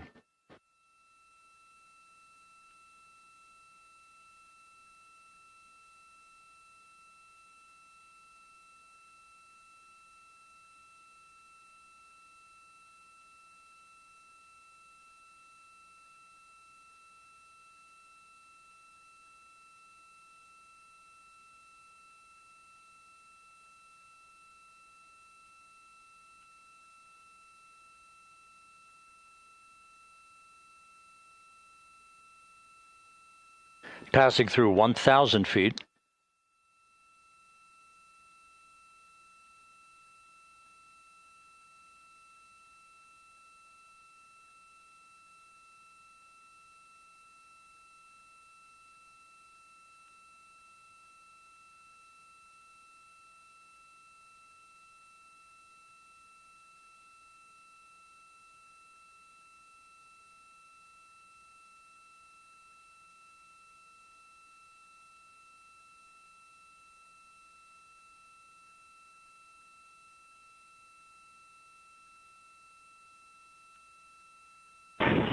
Integrity, splashdown, sending post-landing command now. Splashdown confirmed. Copy splashdown, waiting on VLDR. Splashdown confirmed at 7:07 p.m. Central Time, 5:07 p.m. Pacific Time. From the pages of Jules Verne to a modern-day mission to the moon, a new chapter of the exploration of our celestial neighbor is complete. Integrity's astronauts back on Earth.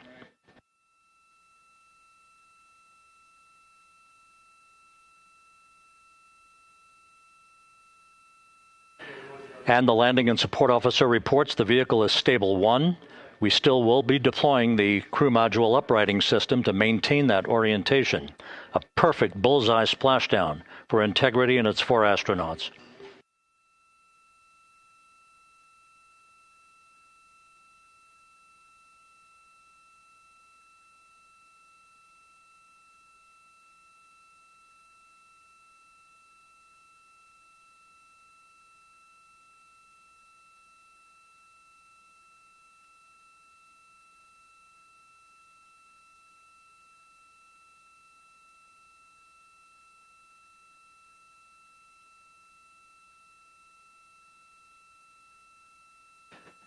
The unofficial splashdown time, 7:07 and 47 seconds p.m. Central Time. We'll get that refined for you.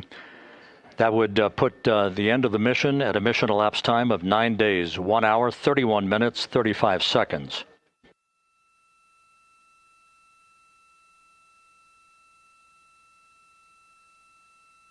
And we're configuring for very low data rate.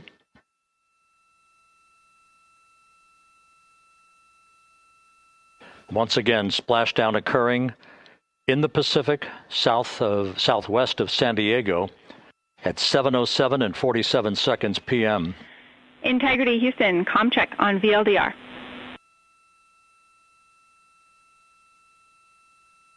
Houston, we have you loud and clear on VLDR. How else? We have you the same. We'll meet you over in post-landing. Perfect communications established. What a journey. We are stable 1, 4 green crew members. Houston copies all. Reid Wiseman reporting 4 green crew members. That is not their complexion. That is the fact that they're in great condition. That's what that means. So stable 1, upright. The crew module uprighting system is being deployed. The 5 airbags being inflated through helium to maintain the upright configuration for the vehicle. This was a textbook entry and a textbook touchdown for integrity. Reid Wiseman, Victor Glover, Christina Koch, and Jeremy Hansen back on Earth after a journey around the moon.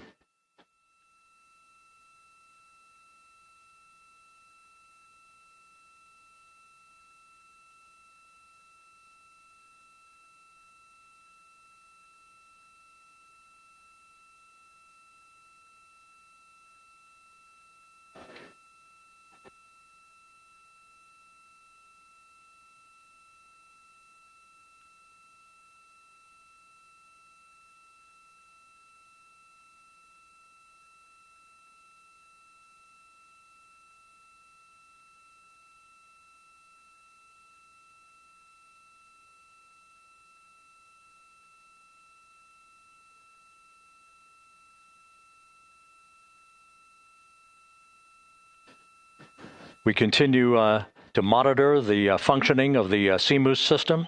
The airbags are being inflated to maintain a stable 1 or upright configuration. And there's a good view from one of the naval helicopters hovering overhead. Reid Wiseman reporting 4 green crew members, meaning they're all in excellent shape.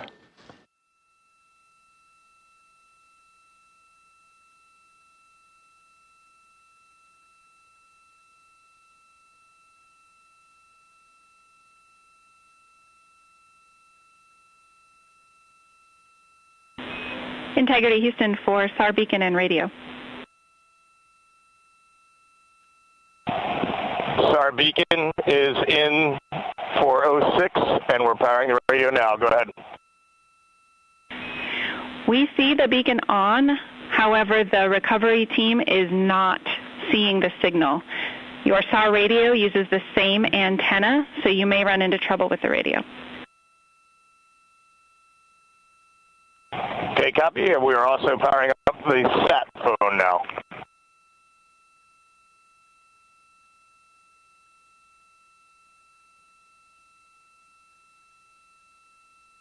So integrity is in great shape, and as the crew continues its post-splashdown timelined activities on board, Reid Wiseman once again reporting that all 4 crew members are in excellent shape. And we have 5 inflated airbags to maintain an upright configuration so that the recovery team can now begin a slow approach to the vehicle. Meanwhile, here in the flight control room, Entry Flight Director Rick Henfling is polling his team of flight controllers for the start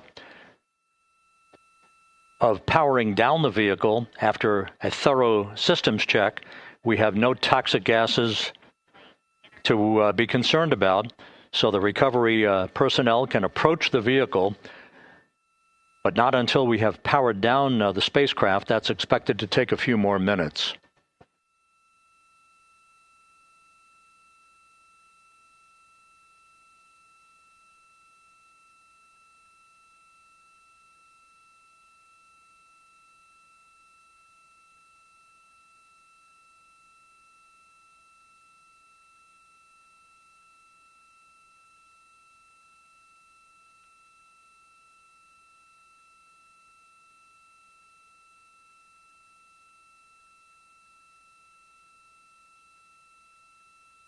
Integrity back on Earth following its historic flyby of the moon. It was, for all intents and purposes, a textbook mission. On 2828, but I'll remain on this frequency. We copy.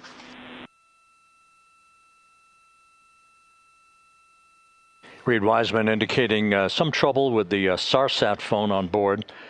But that's not an issue. What is more important is that the vehicle is solid. No issues as we begin the power down of the vehicle to begin the recovery process.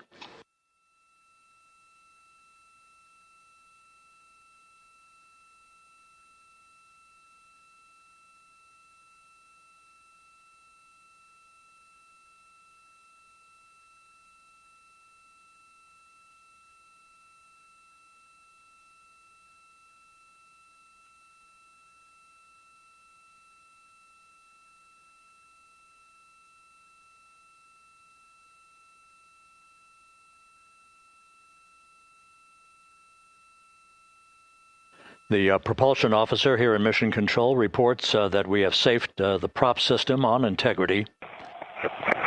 Can you say again? That was very weak and broken. Integrity, Houston did not call.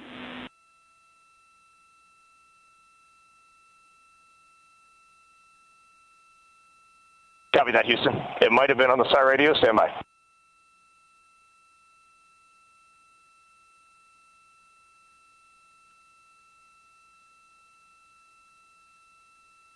All of the milestones were executed in perfect fashion. Integrity entering the Earth's atmosphere right on time, reaching its peak speed shortly after a blackout period began. We emerged from the blackout period, but the recovery imagery airborne assets were able to pick up Integrity's descent almost immediately through entry interface, tracking the vehicle all the way down. And finally, you saw the sequence of chute deployments. First, the forward bay cover being pulled off the top of the vehicle by a series of 3 parachutes. Then the drogue chutes were deployed, followed by the 3 main chutes that slowed the splashdown velocity of Integrity to just 19 miles an hour.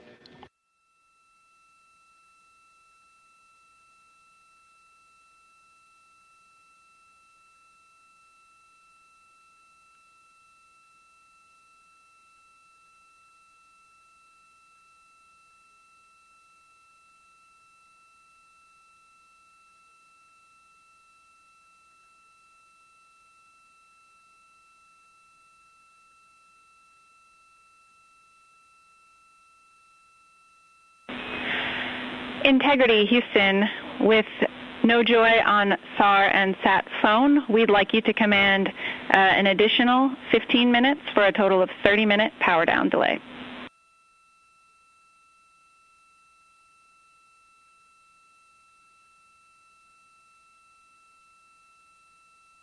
All right, Jackie, we have selected T/D+30. No joy on SAR radio or sat phone. And stand by, we have the master diver on SAR radio. Please hold comms. Hey, Lily. Excuse me. Hey, Jackie, we just got the master diver on SAR.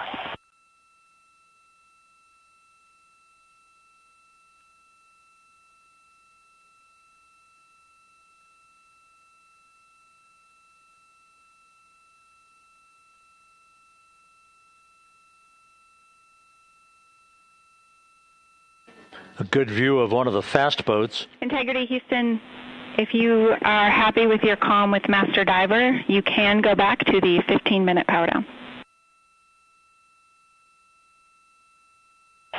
Okay, stand by. Yeah, we'll confirm here in a second. The crew on board Integrity coordinating with the flight control team in Houston here in Mission Control on the timing of the power down of the vehicle, which will be the precursor to the recovery teams approaching the spacecraft. There are no issues with integrity. We've had a bit of broken capability in establishing a SARSAT or satellite phone communications capability between the crew on board Integrity and the recovery team. That will get sorted out here shortly. There's plenty of cooling on board Integrity, so there's no rush to begin the power down. To call you on the sat phone and not getting an answer there either. Concur. We haven't had anything come through.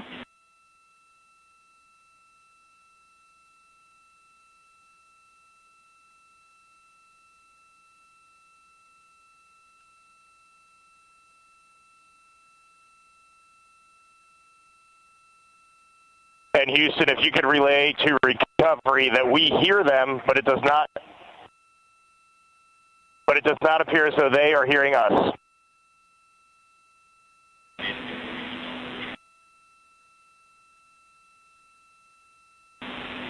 Houston copies, and Reid, just to confirm, you are pushing the PTT on the radio.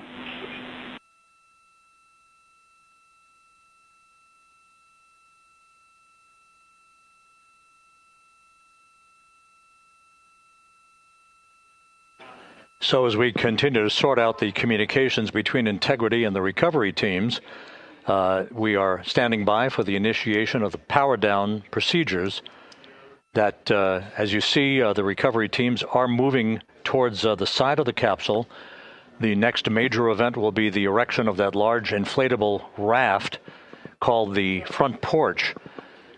That will be the port of call for the crew as they're being extracted one by one from the vehicle.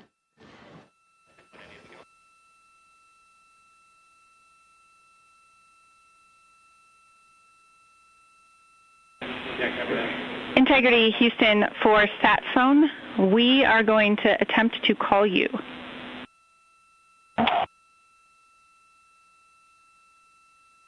Good idea, standing by. And Jackie, yes, we are pushing the push to talk, the two buttons on the left side of the radio below the up-down arrows. We are utilizing them. I'm rebooting the radio to see if we get good comms. Okay, we copy all, and just to confirm, you are seeing that you are touchdown plus 3030 for power, correct? That's affirmative.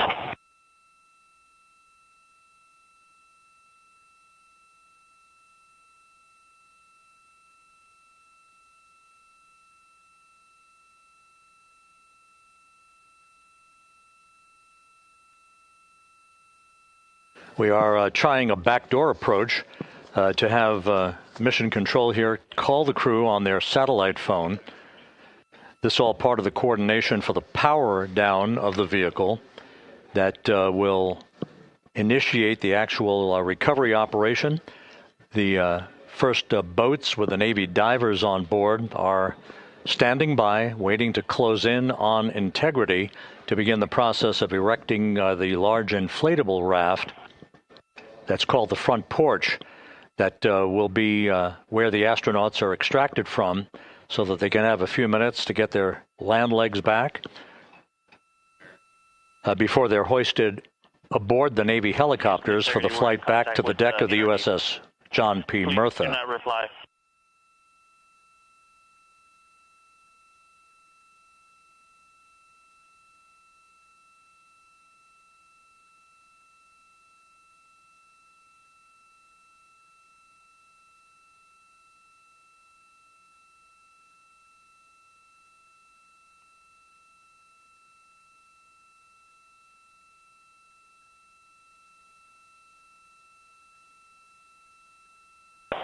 And Houston, please don't reply. NRD, very weak,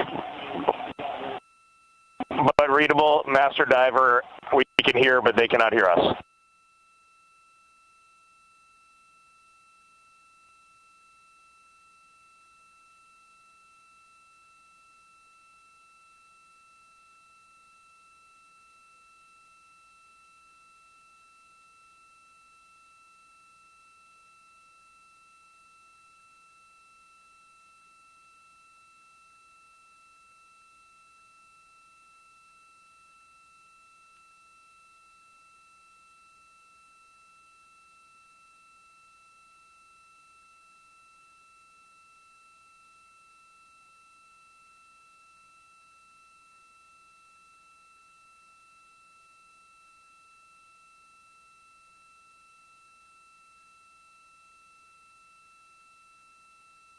And Houston on OE1, is there any chance to tie us into NRD?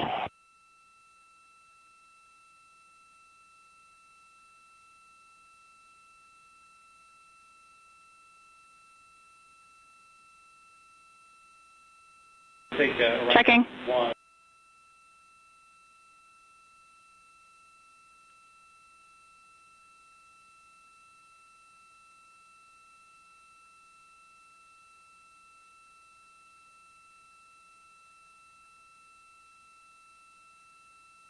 This is Mission Control, Houston. While we stand by for the establishment of communications between Integrity and the recovery team that is basically standing by very close to the spacecraft, we're going to go to the deck of the USS John P. Murtha, where Megan Cruz is standing by with Administrator Reid Wiseman.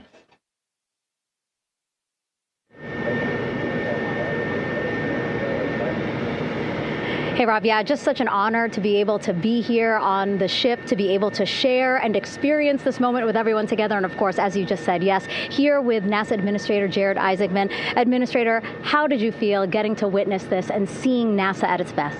Oh, I mean, I'm honestly, I'm still at a loss for words. I mean, you know, like the childhood Jared right now can't believe what I just saw. I mean, almost been waiting my whole lifetime to see this, and then it's NASA Administrator. I just couldn't be more proud of the entire workforce, the years, the effort, the late nights, all the hard work from across the country that contributed to this incredible moment right now. And yeah, incredibly grateful too for our teams here on the John P. Murtha right now. Yeah, look at them behind us here. Got everybody. Hey, what do you guys think? We just brought some astronauts back from the moon, huh?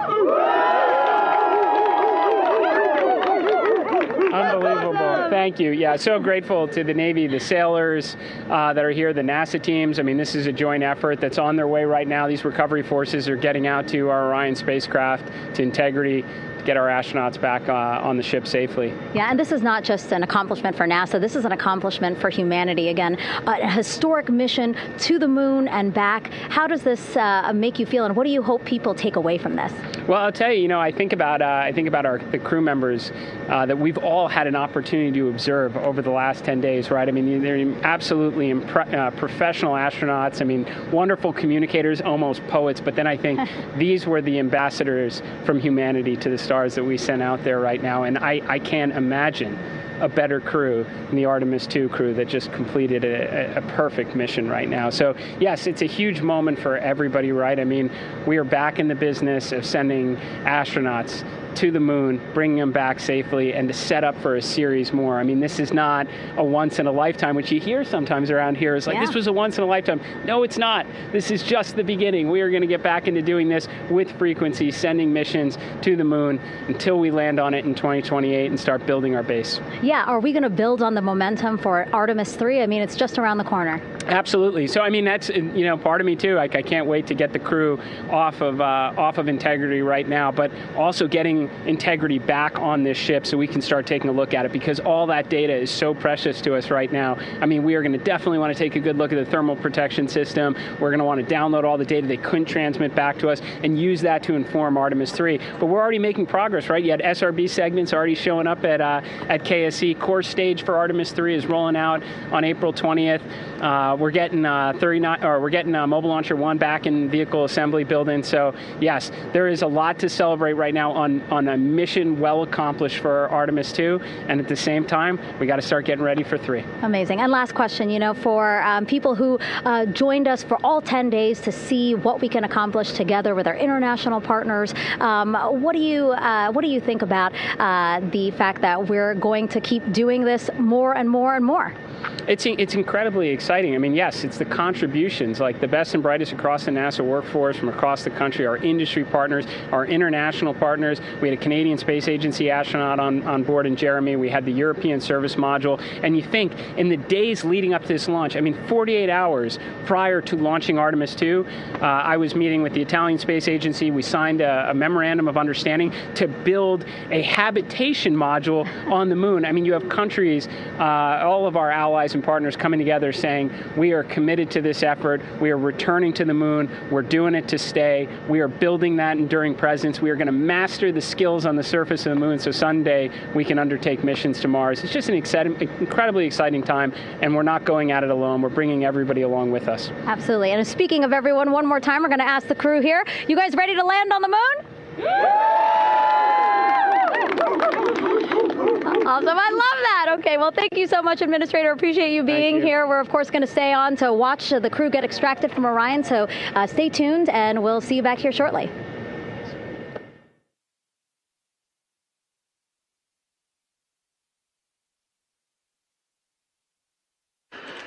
Thank you, Megan, and thank you, Administrator Isaacman. We are in the process of working to establish that communications link and to establish the procedures that will lead to the power down of the spacecraft, which is gently bobbing in the Pacific following a bullseye touchdown that occurred at 7:07 p.m. Central Time, 5:07 p.m. Pacific Time, 2.5 hours before sunset in the Pacific, southwest of San Diego. We have once again heard from the crew during that interview opportunity with the administrator, and we have 4 healthy crew members on board.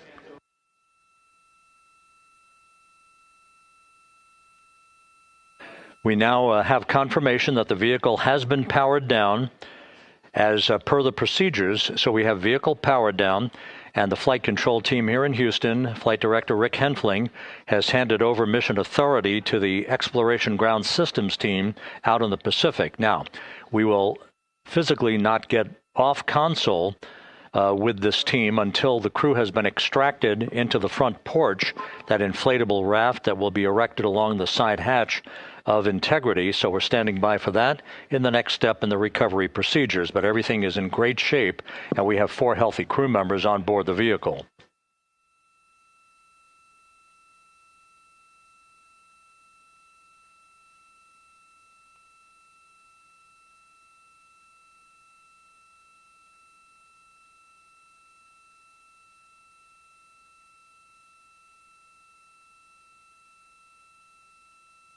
All of the entry events went by the book, no issues, perfect trajectory for Integrity that was culminated with one final raise burn to improve the angle of attack for the vehicle as it entered the Earth's atmosphere. All of that flight dynamics computation worked like a charm.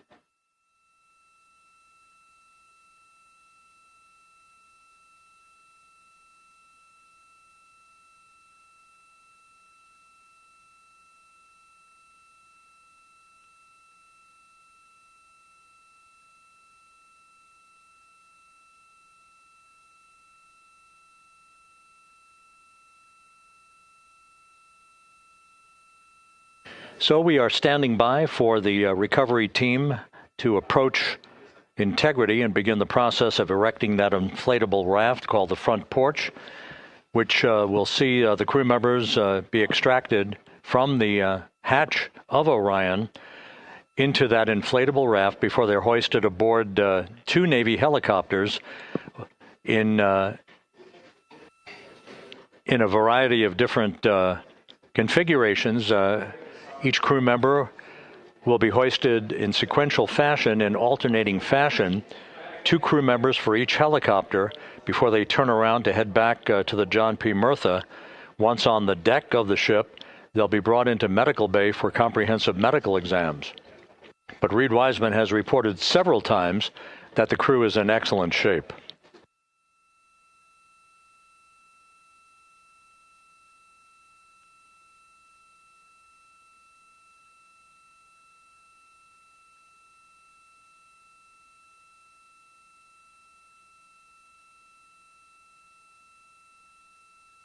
So just to recap, it has been some 26.5 minutes since the splashdown of Integrity in the Pacific. The vehicle is in excellent shape. It performed like a champ all the way down through the Earth's atmosphere. All of the vehicle functions were checked off in excellent trip hammer fashion. The parachutes all deployed as planned. Splashdown occurring at 7:07 p.m. Central Time, 5:07 p.m. Pacific Time.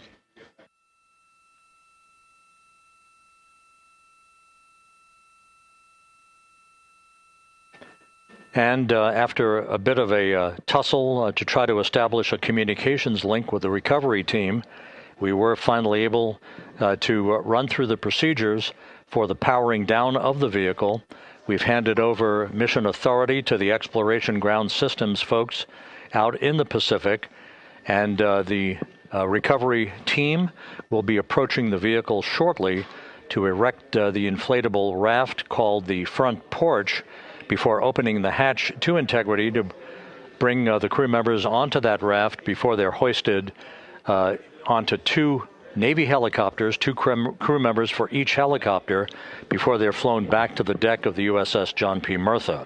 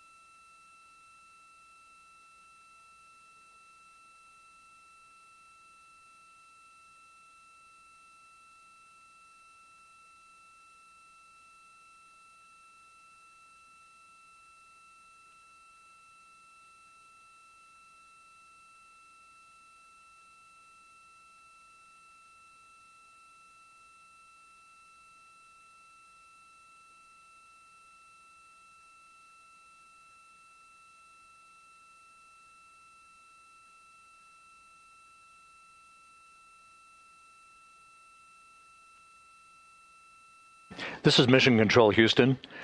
After talking to the flight dynamics folks, we have a bit of a refinement on the splashdown time for you. Their computation shows a splashdown time of 7:07 and 27 seconds p.m. Central Time, 7:07 and 27 seconds p.m. Central Time.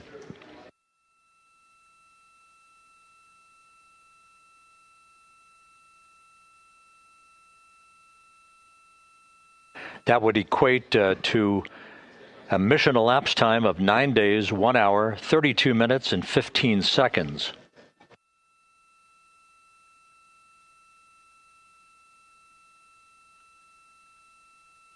Once again, from Flight Dynamics, a splashdown time of 7:07 and 27 seconds p.m. Central Time. That would equate to a mission elapsed time of 9 days, 1 hour, 32 minutes, and 15 seconds.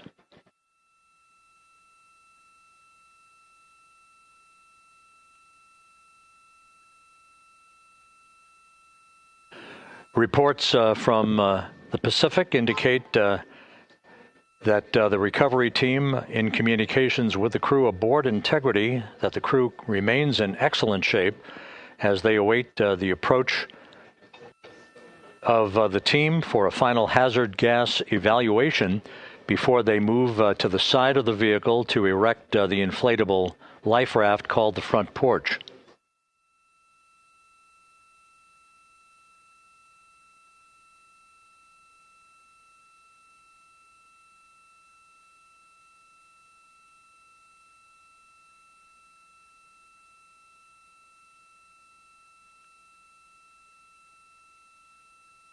Again, no issues with Integrity. The vehicle is powered down.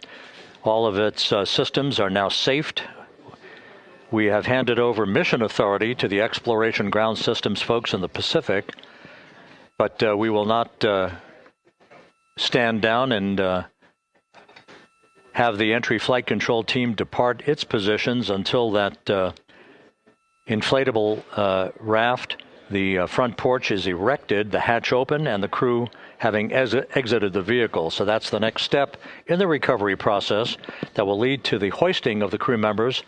For 2 crew members for each helicopter, they'll be hoisted to a pair of Navy helicopters that will then fly a short distance back to the USS John P. Murtha.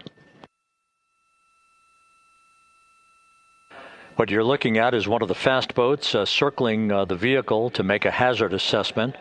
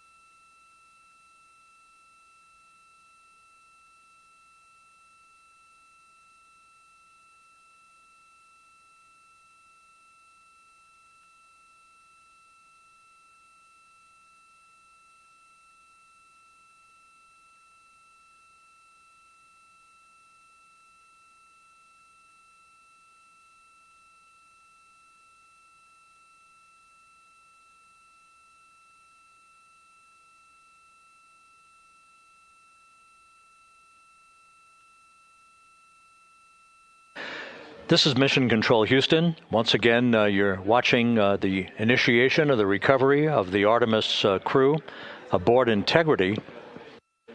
All of the Navy divers and the fast boats are now approaching the spacecraft after conducting a hazard assessment. The vehicle has been powered down.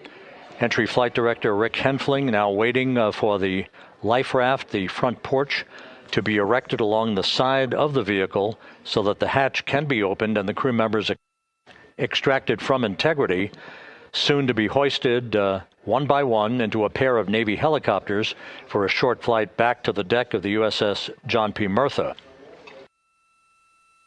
If you missed it earlier, we talked to Flight Dynamics and received a more official touchdown time or splashdown time, as it were, of 7:07 and 27 seconds p.m. Central Time, 5:07 and 27 seconds p.m. Pacific Time. That would equate to a mission elapsed time of 9 days, 1 hour, 32 minutes, and 15 seconds.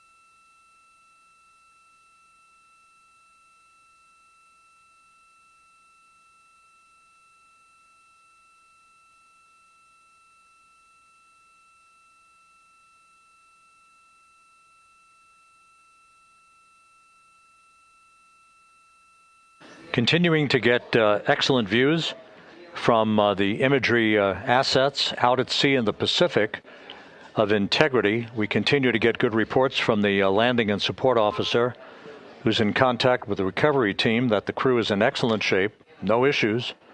They're just currently biding their time, waiting for the front porch to be erected. We have no hazardous hazard gases and no hazardous situation with the vehicle. It performed perfectly all the way down from entry interface to its splashdown in the Pacific at 7:07 and 27 seconds p.m. Central Time. And as you can see, the first phalanx of recovery personnel now pulling up alongside of integrity.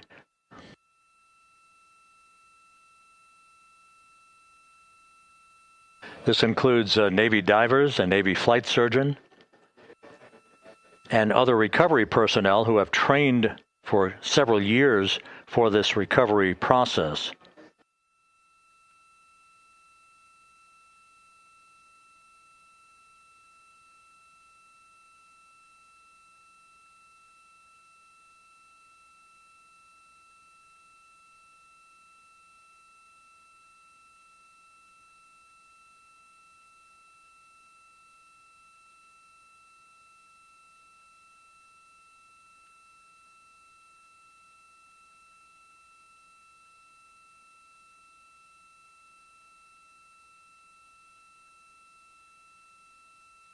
At this hour, some 41 minutes following splashdown, the vehicle has been powered down. There's no hazardous gas emanating from the vehicle. That's why the first team of recovery personnel has been able to pull alongside Integrity. And the reports continue to come in that the 4 astronauts are in excellent shape.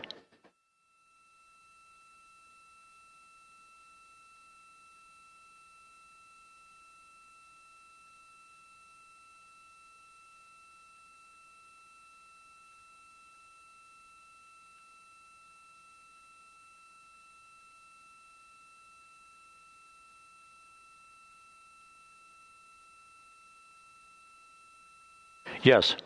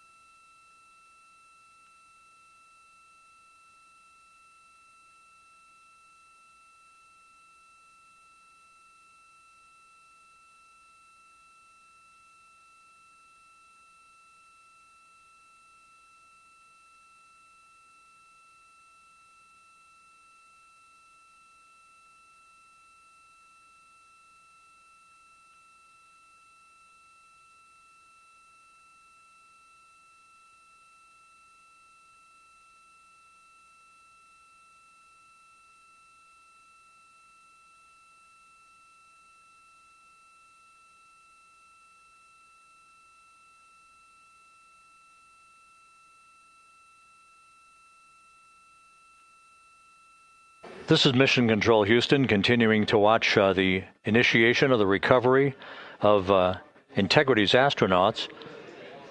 One by one, they'll be brought out of the spacecraft onto a large inflatable raft just a short time from now.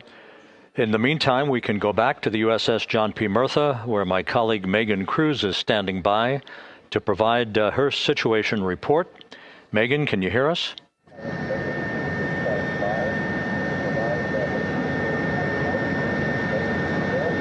Hey, Rob. Yes, I can hear you. Thank you. Yeah, we're back here on the bow of the recovery ship where there are still plenty of people peering out into the water. We are not very far from the action everyone is seeing on their screen now.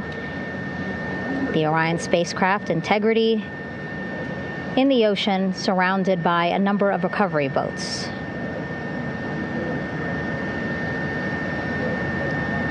As Rob has been saying, in those recovery boats, NASA and Navy personnel specifically trained to get the astronauts out of Orion.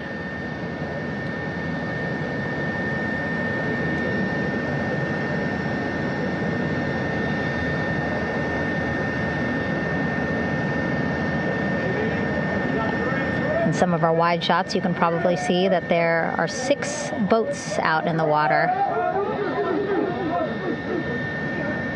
More than 40 people out in the water right now on those boats.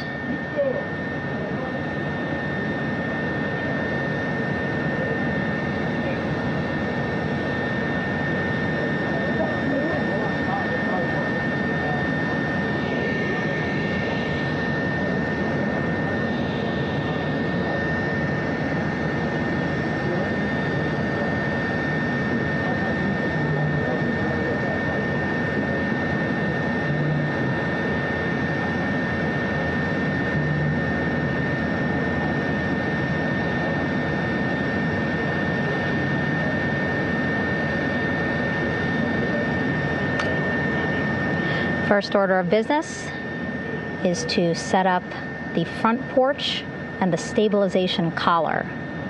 You might also hear it referred to as a stab collar. Basically just to make sure that Orion stays upright, doesn't sway in the water too much, again, to make it easier for recovery forces to get the astronauts out.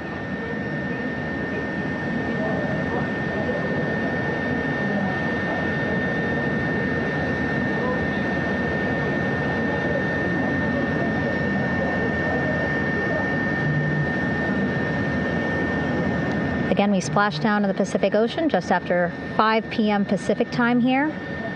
It's a requirement by NASA to be able to get the crew out of Orion within 2 hours of splashdown. So doing great on time so far. Plenty of time. No rush either. I was speaking to NASA flight surgeon Rick Schuring earlier in this broadcast, and he said to me, no rush to get the crew out. Just want to make sure that they're feeling good, and whenever they're ready to take their step out of Orion and onto that large raft, the front porch, folks will be ready.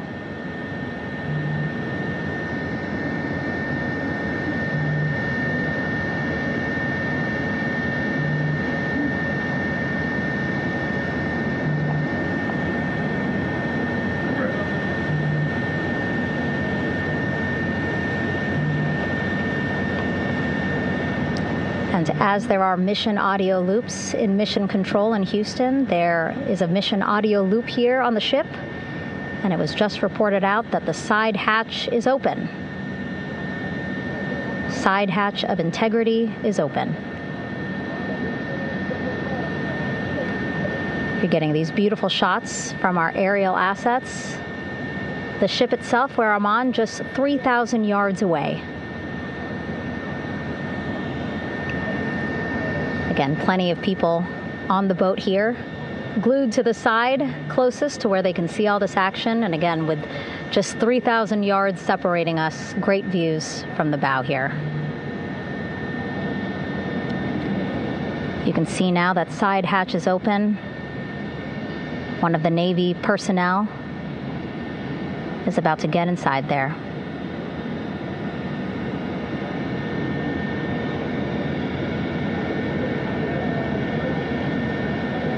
In they go. In total, 4 will go into Orion. So it'll be a little bit of a tight squeeze, but the goal is to have a recovery personnel with each astronaut assessing them.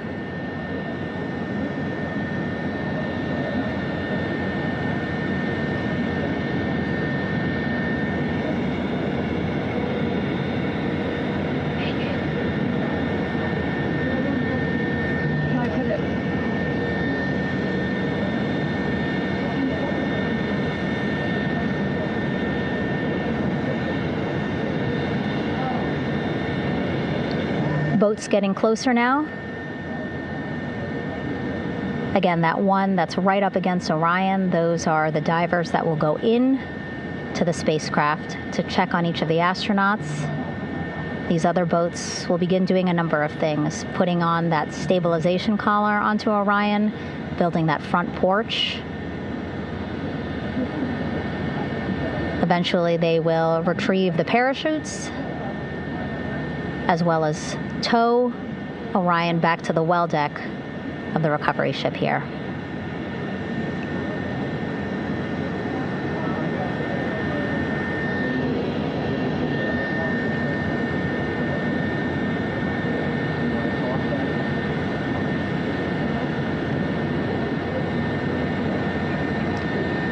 And so as we wait for the Navy and NASA personnel to get their assessment of the crew inside of Orion, why don't we toss it back to Rob for an update? Yeah, thank you, Megan. Here in Mission Control, Flight Director Rick Henfling and the entry team of flight controllers still on duty. The vehicle has been powered down for some time now.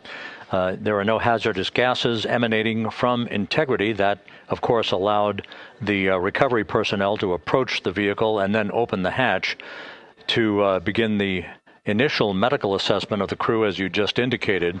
Now we're standing by for the erection of that inflatable raft, the front porch, alongside of the vehicle that will enable the crew to be extracted one by one onto the raft, have a moment or two to get their land legs back before they're hoisted into 2 hovering Navy helicopters, 2 crew members for each helicopter, for a short flight back to the deck of the USS John P. Murtha.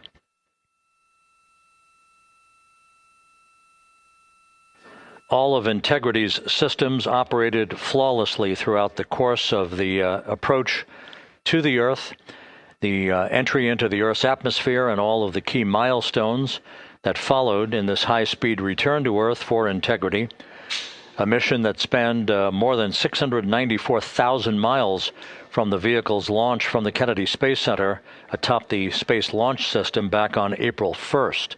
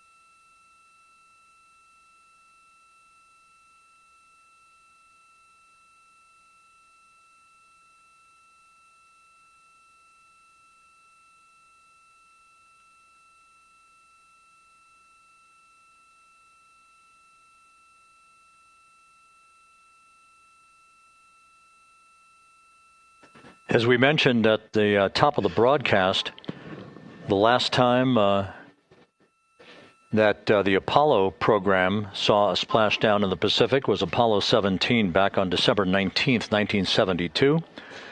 So for the first time in some 53 and a half years, we have reenacted that with the arrival of Integrity's astronauts as they flew around the moon in that historic lunar flyby that began with a trans-lunar injection burn that took them out of Earth orbit following 24 hours of a high Earth orbit trajectory. The high Earth orbit trajectory enabled flight controllers here to have a full 24 hours to evaluate the systems on Integrity and the condition of the crew before they would commit to flying to the moon.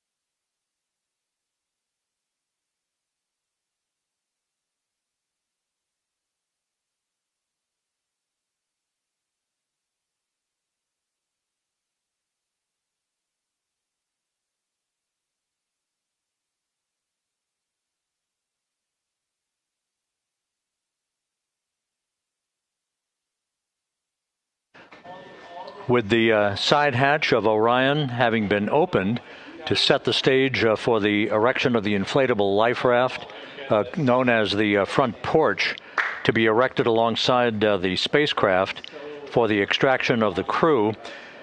Let's play for you an interview that my colleague Megan Cruz conducted on the USS John P. Murtha with Navy diver First Class David McMahon that explains how this process is unfolding. Okay, Davey, so you and some of your team, one last look over of the stabilization collar, correct? Yes, ma'am. Okay, so what is this stabilization collar? This is what's going to stabilize the capsule out there in the ocean. We don't know how good the weather or the waves will be that day, so this will help prevent any unnecessary occurrences from happening, stabilizing the capsule and the astronauts inside. So basically this is a float that will go around Orion. I'm assuming that what they're doing right now, these are the lines that will attach the collar onto Orion? That is correct. And so what are they doing here? So we've got the lower line that will secure the inflation device before we inflate it. That gives us the go-ahead that it's secure in space, and then we'll inflate it. And then once that is done, we'll undo all the carabiners and get this orange line on top tied in the same fashion. And then this will be secured to the capsule, and the astronauts can safely take their first steps out of the capsule onto the front porch. Okay, and how long will it take them to set up the stabilization collar? We should definitely be able to handle this in under 10 minutes. Okay, wow. And then you just mentioned the front porch. So basically after they set up this stabilization collar, then they set up what's called the front porch here. That's correct. Okay, and what's the front porch? Front porch is basically a bigger waiting room for the astronauts to sit in while we wait for the helicopters to show up and grab them. Okay, so the medical team that was inside with the crew, they're going to help them out and onto the front porch? That is correct. And then what happens here? We have higher trained medical personnel also on board the front porch that will give them lookovers and just make sure they're okay while we wait for the helicopters to show up. Okay. How does it feel, I mean, your team, you, to be part of a mission that's returning astronauts from the moon in more than 50 years? We all feel extremely honored to be a part of this, as well as a bigger mission for the Navy and joining up with NASA to do great things. Mm-hmm. And do you feel like you and your team are ready? Yes, very ready. Cool. All right, thank you so much. Thank you.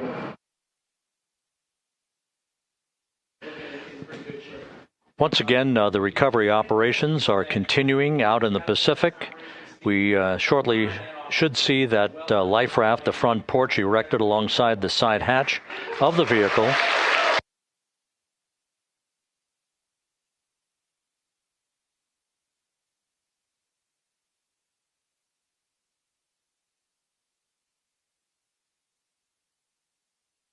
A number of flight controllers have come into the flight control room to receive congratulations from Entry Flight Director Rick Henfling. But we're going to stick with our operations out in the Pacific as we await the extraction of the 4 crew members who are reported to be in excellent condition.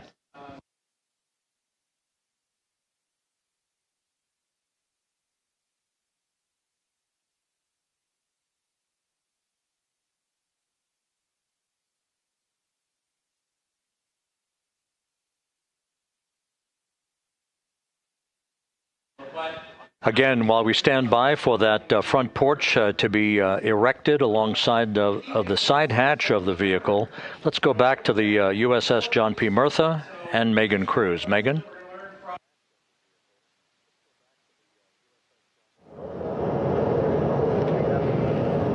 Hey, Rob. Pausing now to listen to some internal audio loops. Again, the operations team here on the ship communicating with everyone out on the water. It seems like currents are hindering them a little bit from unfurling and inflating the stabilization collar as well as the front porch. But again, the requirement to get the crew out within 2 hours of splashdown, plenty of time. So no concerns just yet. But as calm as the water looks, yeah, it looks like it's hindering the teams just a tad.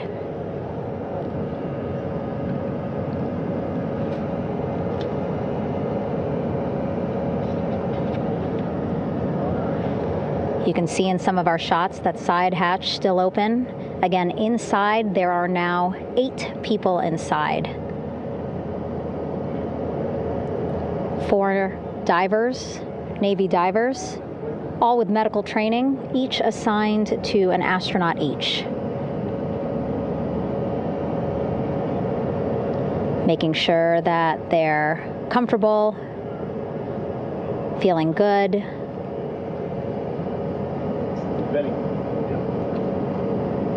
As you've heard us say in the broadcast, they expect a little bit of discomfort. Again, these astronauts just traveled back to Earth at 25,000 miles an hour, a nearly 695,000-mile journey around the moon. If you think you get carsick.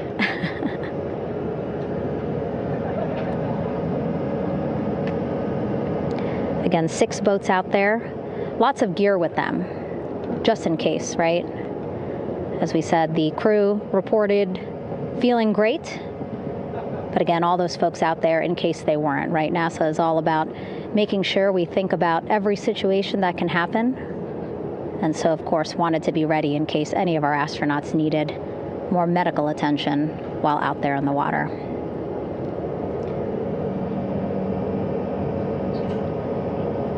You see now teams, again, trying to set up the stabilization collar and front porch for the crew to get out of Orion. They need both, right? The stabilization collar will keep Orion from swaying as you see it is doing now.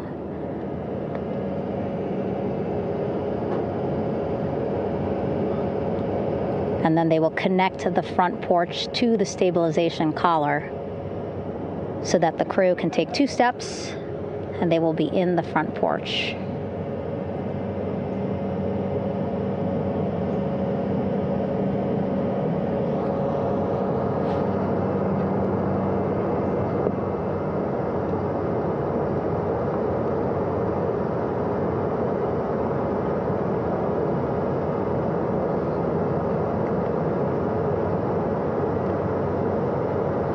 Not a lot of chatter on the mission audio loops. That's a good thing.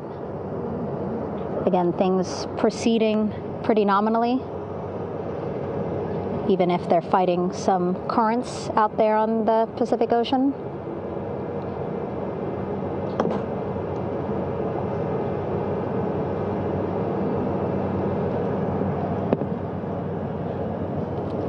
Again, the goal, setting up the stabilization collar and the front porch so that the crew can rest comfortably in the front porch, get placed into harnesses so that 2 helicopters can lift them off the front porch and onto the USS John Murtha here.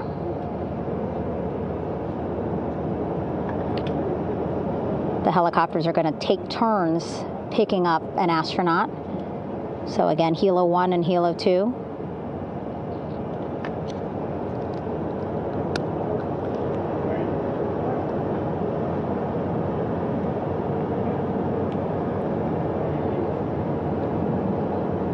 Okay, and the recovery team here on the ship just got a report from the undersea medical officer who is inside the capsule with the crew. He is reporting all 4 members are green. All of our 4 astronauts, Reid, Victor, Christina, Jeremy, green, meaning they are feeling great, not the complexion of their skin. They are feeling great, happy to be home, and ready to be extracted as soon as possible.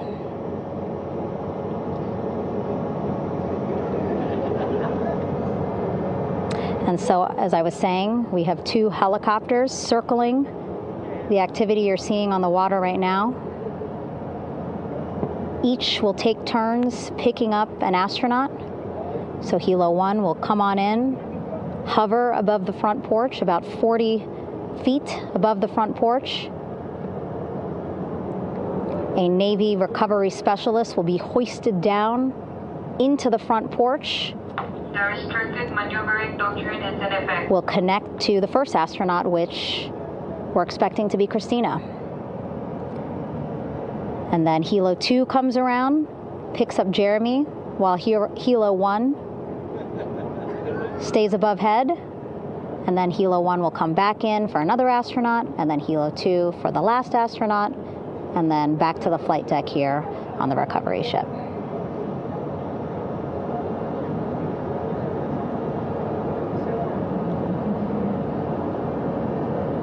I was talking to Assistant Artemis Recovery Director Paul Sierpinski. He said helos are a much quicker, safer way to get on board. They did actually consider boats, but then if you think about it, longer time, the crew would have to move through more of the ship. This way the helos will give a more direct, quicker route to the medical bay for our 4 astronauts.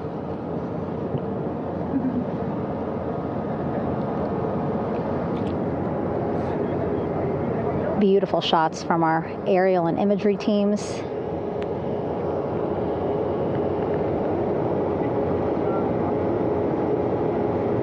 Clouds have dissipated for a clear view from the bow of the recovery ship here.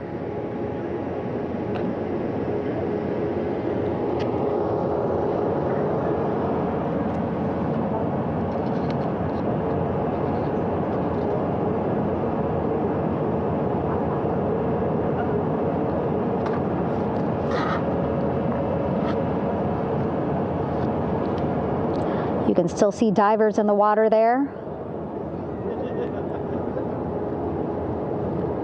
Encircling Orion, that is that stabilization collar we've been telling you about.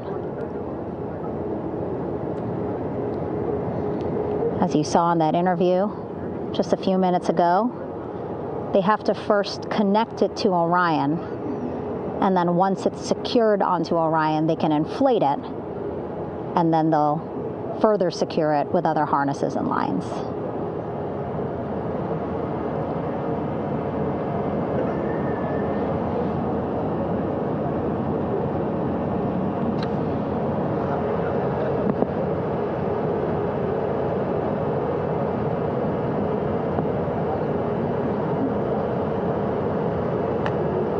About an hour and 10 minutes since splashdown in the Pacific Ocean here.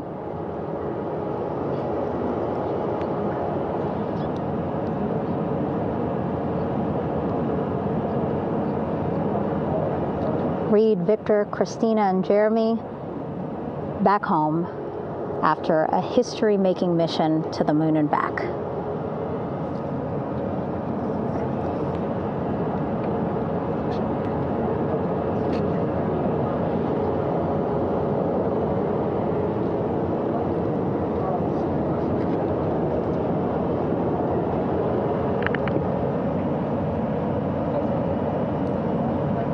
If you missed what we said just a couple of minutes ago, the undersea medical officer inside with the crew in Orion, reporting all 4 crew members feeling great.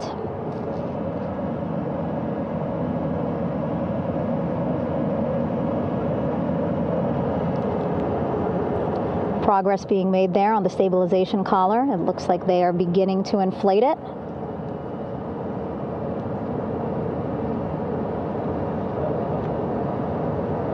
And it looks like they're starting to unfold the front porch in order to get that into the water here shortly and inflate that as well.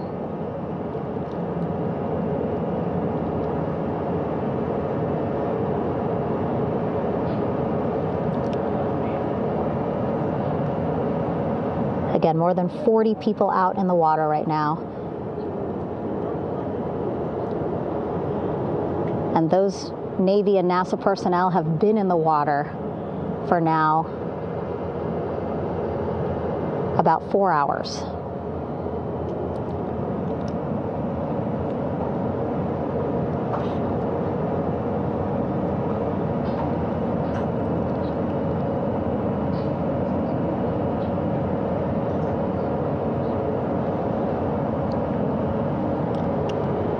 The reason why they had to get out so early is just to stage everything.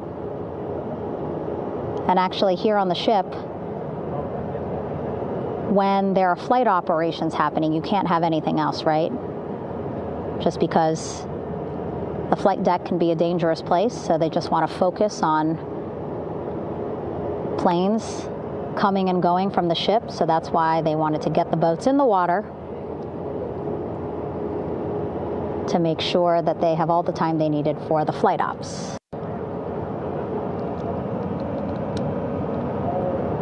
And then the same crew here out in the water, they will stay out in the water for a number of hours after we recover the crew and get them back on the ship, because then they have to recover Orion.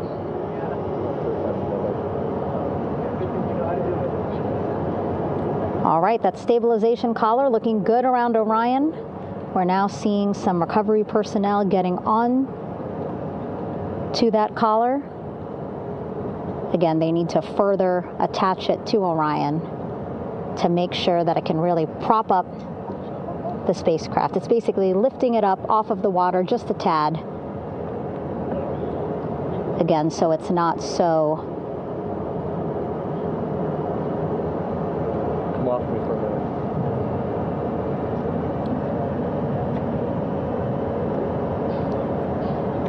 So it doesn't sway so much in the water there.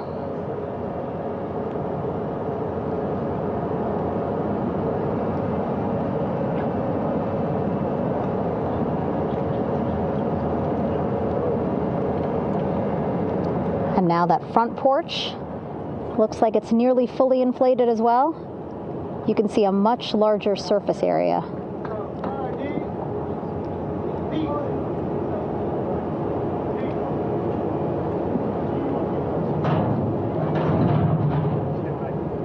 And so once the crew get out of Orion, they can stretch their legs a little bit on this front porch, get some fresh air.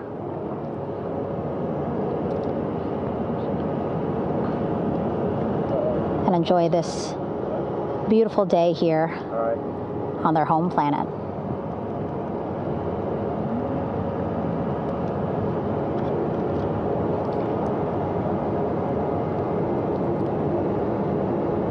It appears teams now are about to connect the front porch to the stabilization collar.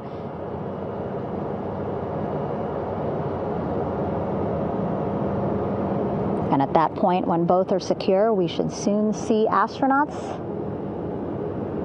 come out of Orion.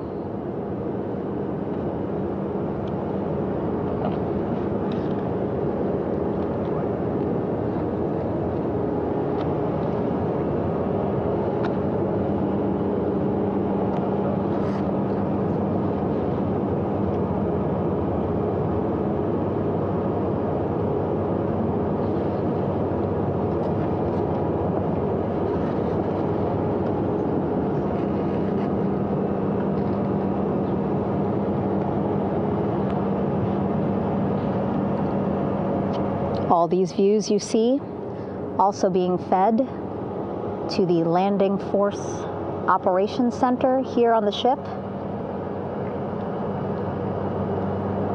Of course, it is very important for our recovery teams leading the mission to have all the views that you're seeing as well. Again, listening to their communication loop here on the ship. Very quiet, which is a good thing.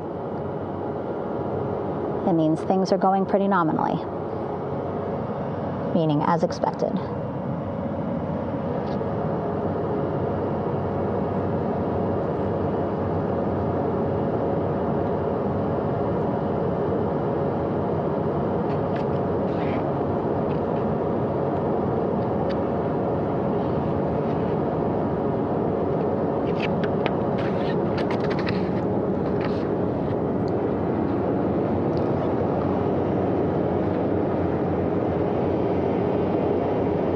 Again, all this activity happening just 3,000 yards away from the ship. So that means this will be a very quick flight back on the helicopters for the crew. 2-3 minutes, and then they'll be back here on the ship. I know.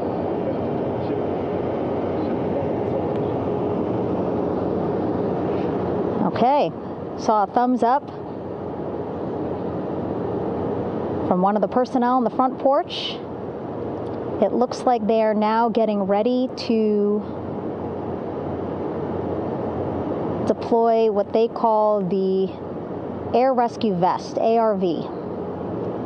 And so this is the harness that each crew member will get into in order to be hoisted into the helicopters.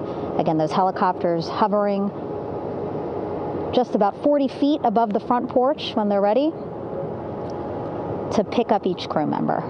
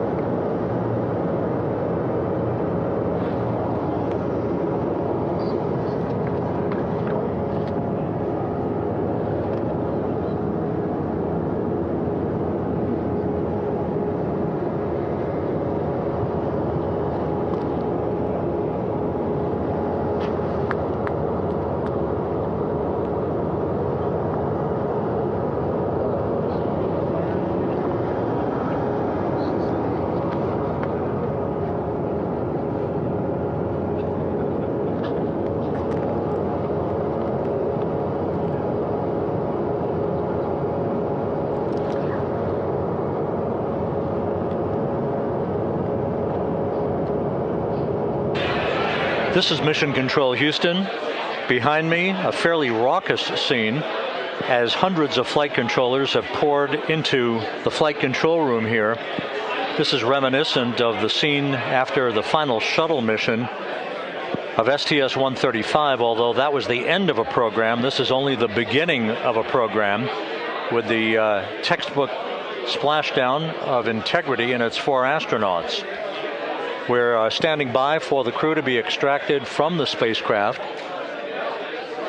Entry Flight Director Rick Henfling invited all of these flight controllers who have contributed to this mission to enter the flight control room to have an opportunity to receive well wishes and to share the mutual glow that exists in the wake of a textbook mission for Integrity. On the front screen here in Mission Control, a sign that says "Welcome Home, Integrity," taking humanity back to the moon, going further, and returning safely to Earth.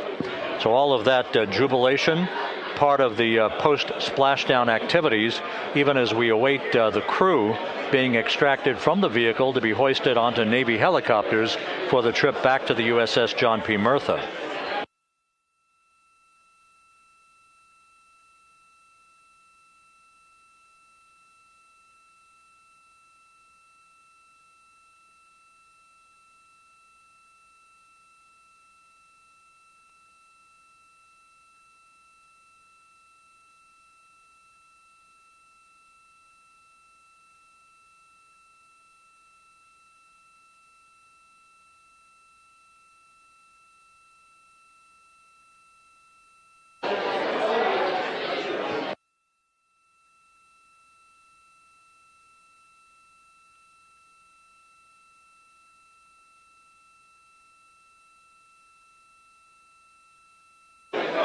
Once again here in Mission Control, this view of the Artemis Flight Control Room, known as the White Flight Control Room. This is the old shuttle flight control room, and now is the home of Artemis missions to the moon and beyond.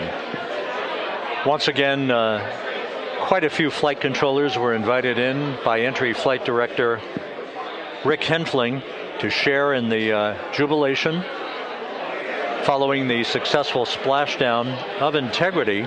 That splashdown occurring an hour and 22 minutes ago, as we stand by for the completion of the extraction of the crew, and ultimately they're hoisting onto Navy helicopters for a short flight back to the USS John P. Murtha. Splashdown occurred at 7:07 and 27 seconds p.m. Central Time. I had an opportunity to talk to the head of flight dynamics, Jeff Birch, a moment or two ago. He said the trajectory of Integrity coming through the Earth's atmosphere was so precise, they've never seen anything line up on a ground track like today's entry by Integrity for its splashdown southwest of San Diego.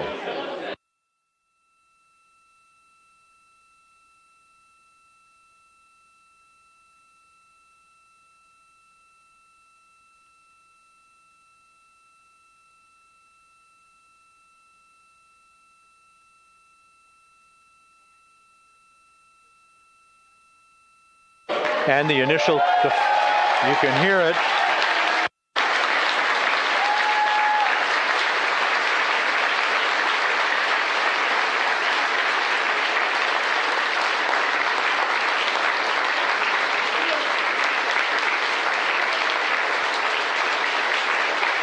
Jubilation here in the flight control room. The first crew member is out of Integrity.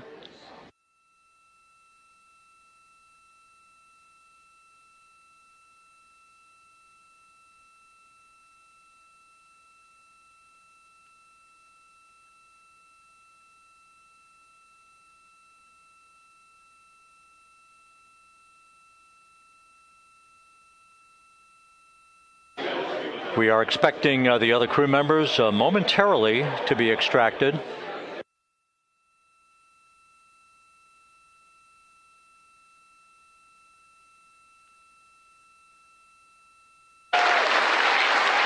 We now have 2 crew members out.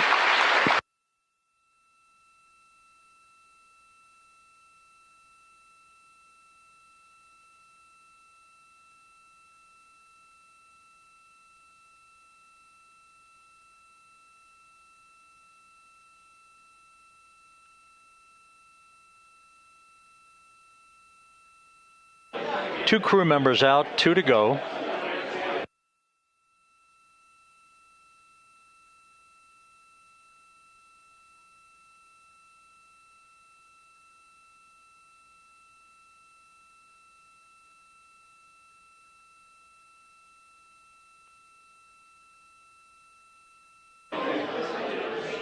We're about 1 hour from sunset out in the Pacific. Everything continues to go well. Integrity's systems function perfectly during its entry back to Earth. And Reid Wiseman, the commander who will be last out of the vehicle, reported that all the crew members were feeling very well.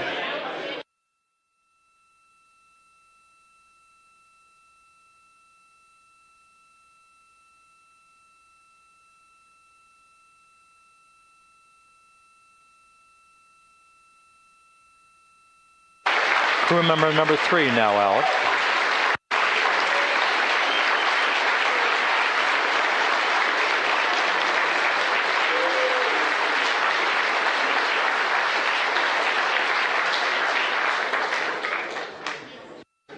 And now standing by for the commander, Reid Wiseman, who will be last out of his ship. Bobbing in the Pacific under almost ideal conditions, Integrity spanned 694,000 miles during its journey from launch to splashdown.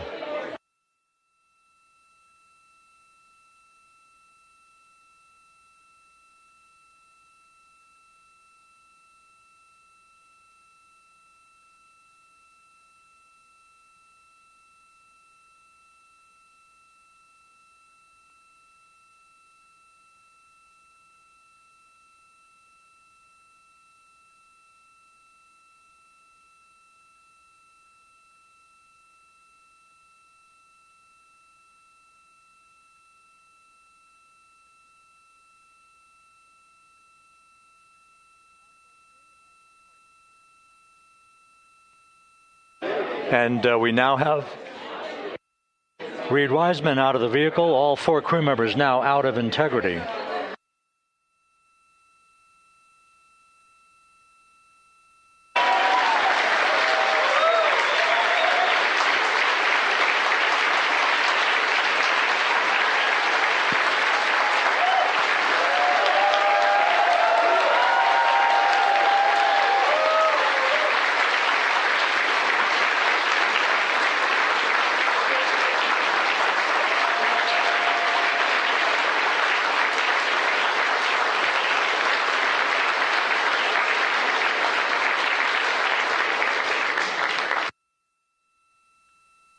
Once again, all 4 crew members now on the front porch, and the procedure to begin hoisting them up to these 2 Navy helicopters hovering overhead will begin shortly.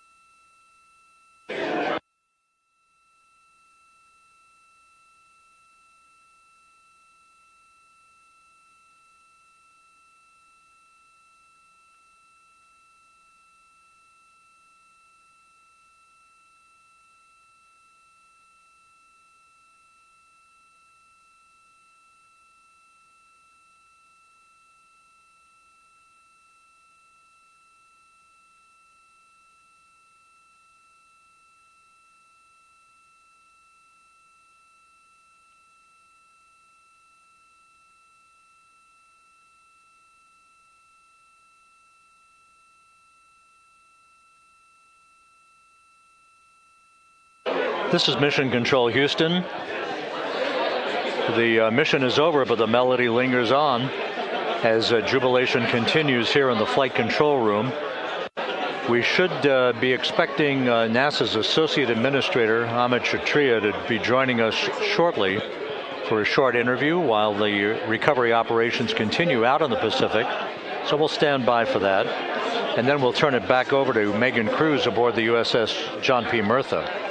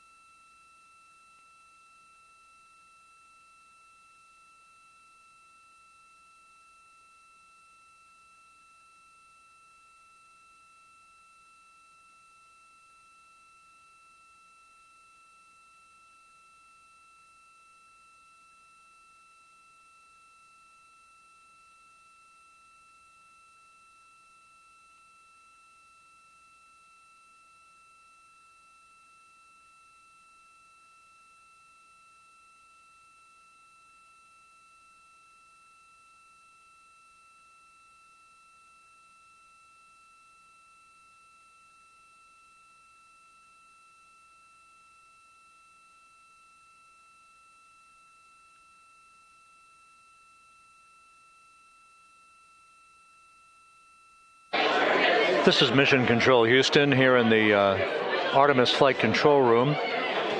A number of flight controllers basking in the glory of the successful end of this mission that carried 4 astronauts around the moon on a lunar flyby, and the first test flight of Orion with crew members on board. Splashdown occurring an hour and 32 minutes ago after a flawless descent back into the Earth's atmosphere for the vehicle. Its 4 crew members in good shape, simply enjoying their time right now on the front porch, as it were, the inflatable raft alongside of their Integrity spacecraft.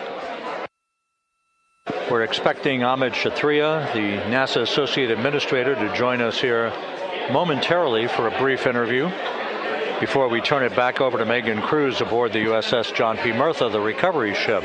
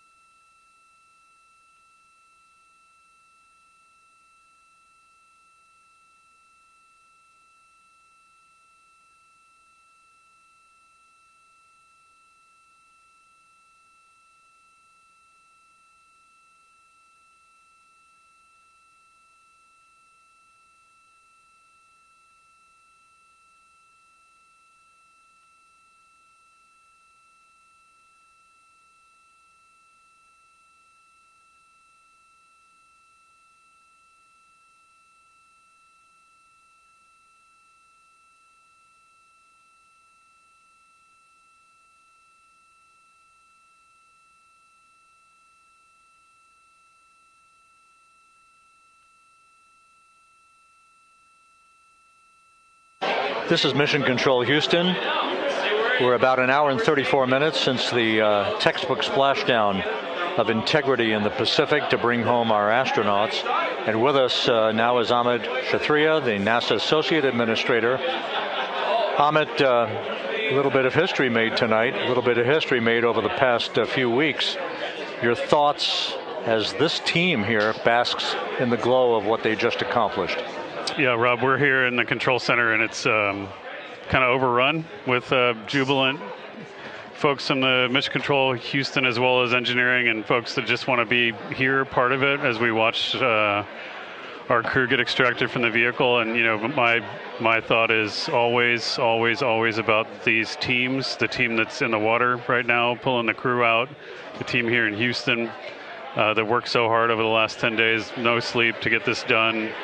You know, we still have some work to do to get the crew to the med bay here on the ship. They all look great coming out, so hopefully that won't be too long. You know, I think we saw the administrator on the boat too, giving his thanks to the Navy team on the Mirtha, which they're just an incredible group of sailors. I was able to visit with them a couple weeks ago. And then if you pull it all the way back to the workers and the folks that joined the rocket at Mishud, that made the heat shield tiles that held together tonight, that stacked the vehicle in Florida, that integrated the vehicle in Denver, that fired the engines in Stennis, that fired the boosters in Promontory. I mean, this is the entire team, coming together and being tested by the environment that this machine went through, and they did it right. The work was good. They did it right. You've said in a number of briefings, of course, and in other forums that this is just the first step. The cadence has to step up, as the administrator has indicated. Now, it's a little early for the full report card on how Integrity did, but did this mission ultimately, from your eyes view, exceed expectations? It absolutely did. I mean, I was waiting to talk about this until we're in the water, and I think we still have, again, work to do to bring it in and really kind of go through it bolt by bolt and see what we learned. But I mean, so far, given what we learned during the mission and given how we performed on ascent, on entry, I always think about energy in terms of the states that you worry about the most, and every time we put these machines through these incredibly energetic states, they came through. So I'm fairly confident that we made a big step tonight to get us on the path towards the surface. I think the path to the surface is open now. We do have to do all the work, and we'll make sure we talk about that as cleanly as we can. We learned a few things during the mission, but I have to tell you, this was an incredible test of an incredible machine. From an American psyche standpoint, the Empire State Building was lit up red, white, and blue tonight. Our coverage was seen on baseball stadiums around the major leagues. How captivating was this experience for the American people, for the world, in fact, as we returned to the moon? I have not been able to watch a lot of the coverage as we've progressed through the mission. I will tell you, just from my witness in Florida before launch, and then seeing the people's faces here, and then reading where I can about how things are going. I think this has been a gift to the world from NASA. NASA has given the world a gift, proving to folks all over the place, especially young people, and that to me is what this is really about. Young people, when they see what we can do when we work together, when we have teams that collaborate, that it doesn't matter how hard the problems are, we can solve them. I'm hopeful that Artemis II, as folks witness what we were able to do with this incredible crew, this incredible team that we've birthed into the world, scientists and engineers and artists that have been inspired by this. And even if they don't come work in the program, which separately they should come work in the program, because Lord knows we need the help, but even if they don't want to come work in the program, hopefully they grow up to recognize they can do amazing things when they work together and contribute to society and be good citizens and really change the way, the challenges that are coming in the world are overcomable if we work together like this. And one final question. Flying to the moon, we did it. We've done it again this past week and a half or so. But the engineering that went behind the design of this mission and the precision, the pinpoint precision of this vehicle entering that entry corridor, it's almost mind-boggling. Yeah, it is incredible when you think about the energies involved and the uncertainties involved. That when we inserted the vehicle into orbit, it was 99.9 2% down the middle when we dropped the vehicle right on top of the fleet here. Our guys knew exactly where to go, but the guidance was perfect. And it's interesting. I've got this question a lot over the last few weeks about, we did this before 53 years ago, and that. It is a reasonable thing to contemplate, like what's gone on since then. And what I'd tell you is, when we did Apollo, which again, the more we learn about what they did, the more magical it seems what they were able to accomplish given the technology and the learnings that they had. But when we did Apollo, the architects of Apollo, Gilbert, Seaman, von Braun, Mueller, what they really, really wanted to do, as they were contemplating what it meant to expand our range of action to the lunar surface, what they wanted to do was learn how to live and work in space for a long time. They wanted to do that first before they were confident they could expand their range of action to the moon. Now, of course, the politics of the time and the mission at the time was different, and so they had to go straight to the moon and bring people home. And then after that, the program kind of lost its momentum. But after that, NASA kept moving along those paths, right? So we recognized during Apollo that reusability was going to be important. We spent a lot of money on those machines, and we spent a lot of money on these machines here, but we recognized that reusability was important, which is why we built a winged space plane called Space Shuttle, and then we used that reusable machine to build a space station. And we learned for 25 years how to live and work in space, and have been able to develop technologies that can enable exploration. So really, what I think is now, 53 years later, we're at the point where the architects of Apollo would have been pleased that we're now ready to actually go back to the moon and go back to stay, because we've learned all the things we needed to learn. There's a lot of people pleased here tonight, and we really thank you for joining us. Amit Kshatriya, NASA's Associate Administrator, as we begin to hoist the crew onto the helicopters to head back to the recovery ship. Thank you very much, and congratulations, Amit.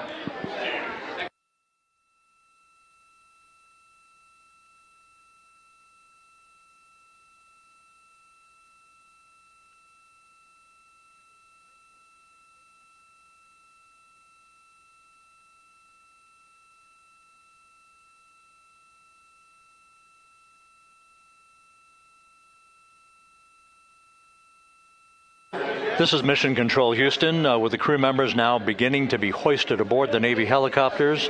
Let's go to Megan Cruz aboard the USS John P. Murtha, who will take it from here.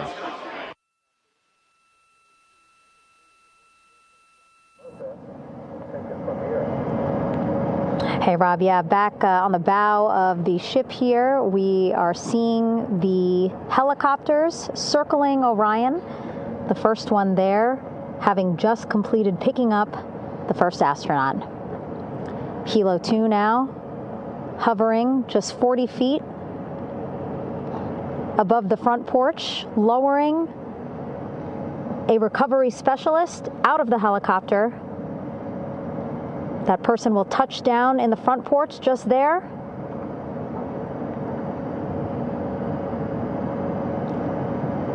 The crew members already outfitted with a harness that will allow them to quickly attach to the hoisting device.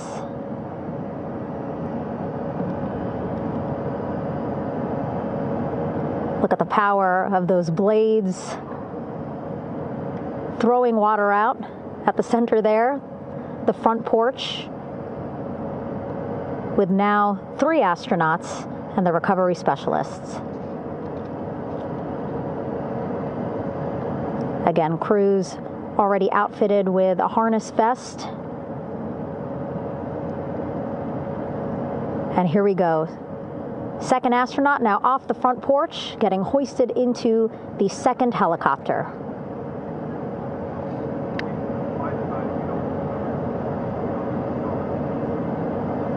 That helicopter will now hover just a distance away to give room for the first helicopter to come back and pick up the third astronaut.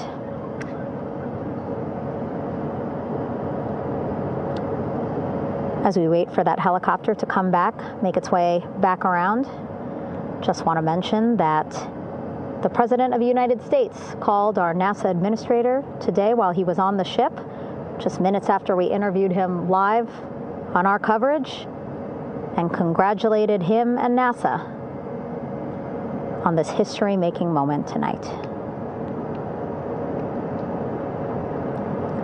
Helicopter 1 again hovering 40 feet over the front porch. We will soon see another recovery specialist getting lowered onto the front porch. Wow, imagine sitting on that front porch, the wind, the water.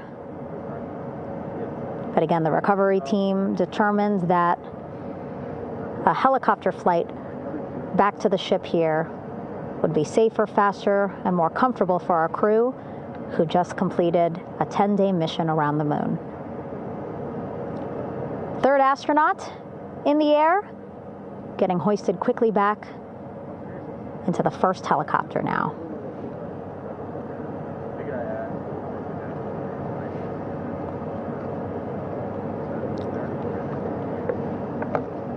That first helicopter now on its way back to the ship here. We will soon see it land in just a few minutes. Again, all this action happening just 3,000 yards away from us, so a very quick flight back to the flight deck. And now the only person left on the front porch, Commander Reid Wiseman. That second helicopter now making its way back over to the front porch. Here it comes.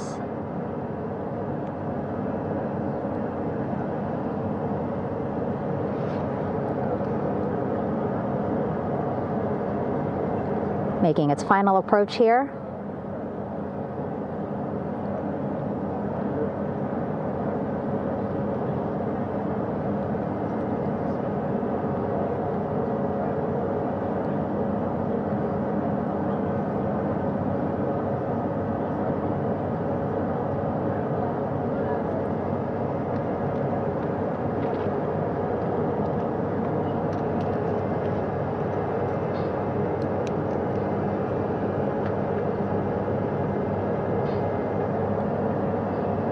The last astronaut, Commander Reid Wiseman, now off the front porch and almost into the second helicopter. Both now on their way back to the ship where we are, the USS John P. Murtha, just west of San Diego in the Pacific Ocean.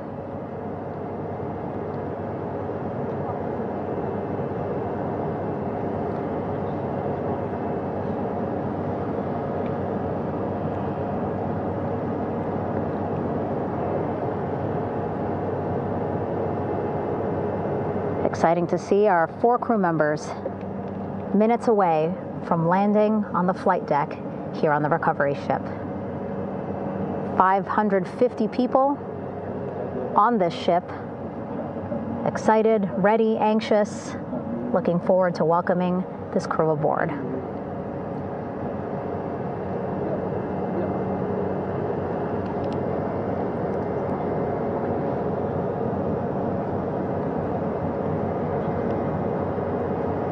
Watching them now with our own eyes. Close to the ship here. Hearing them begin to hover on the flight deck, which is just across from us, here on the bow.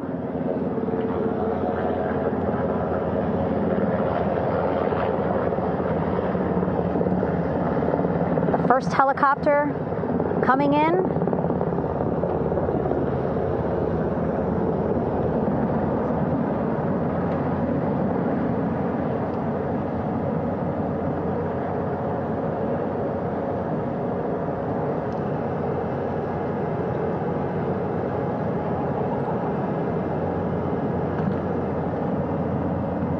And wheels down. Wheels down of the first helicopter carrying 2 of our Artemis II crew. Pilot Victor Glover and mission specialist Christina Koch.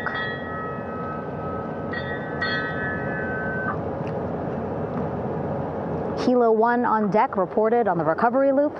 Again, the mission audio loops that the recovery team are using here to communicate with one another.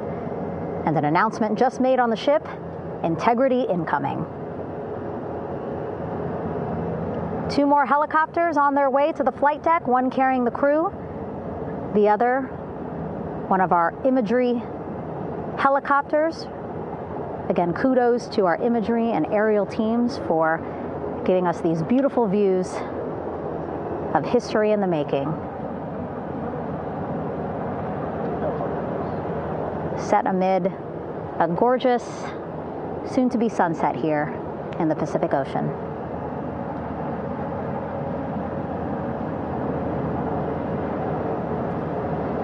Second helicopter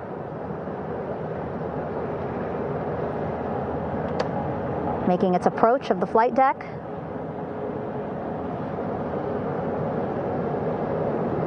Plenty of people here on the bow with their cell phones out, filming this moment.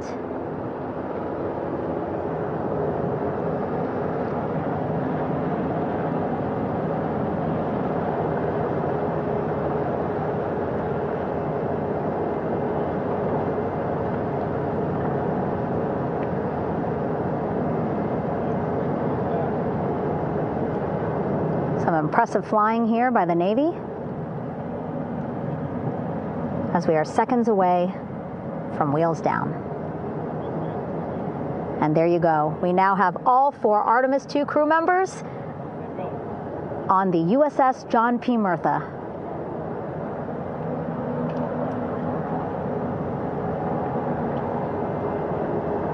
I'm sure they're happy to be out of the water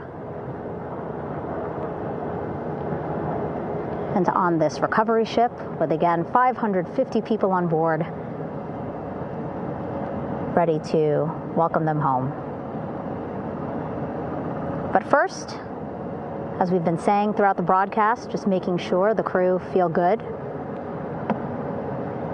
We reported that they were feeling good when they were in Orion, but those were just initial, quick, verbal assessments of how they're feeling. Their destination tonight, the medical bay here on the ship,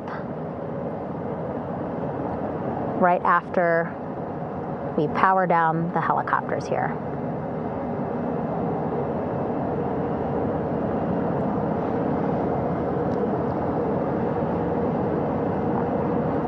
The team on the flight deck working quickly but methodically.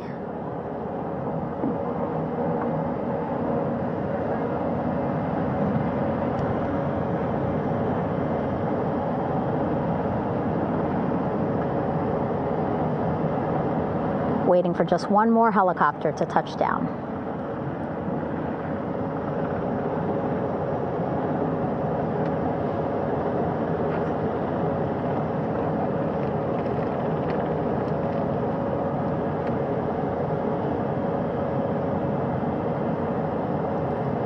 Very limited personnel here on the flight deck. Restricted maneuvering doctrine is in effect.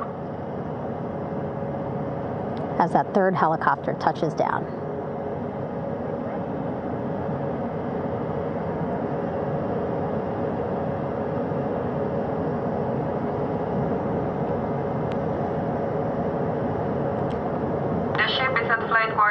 Stand clear of weather decks, AHO frame 095, or no cover stop signs, thrown articles over the side, hold all trash and garbage on station. Flight quarters. While just a few folks on the flight deck itself, there are plenty more on some upper decks. I see in some of our views a very packed crowd overhead. Announcements being made over the ship's loudspeaker system, reminding folks to stay clear of operational areas like the flight deck so that teams can work quickly to get the crew off of the helicopters and into the medical bay.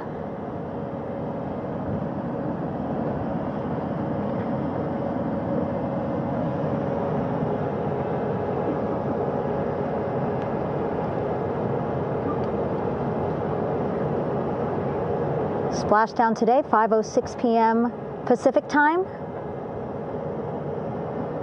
We are within 2 hours of that splashdown time, and already we have all 4 crew members on the flight deck of the USS John P. Murtha.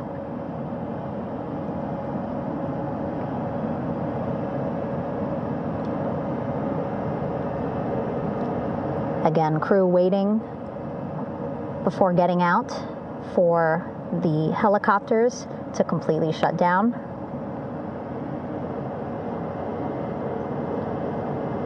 Safety, of course, very important to NASA and the U.S. military.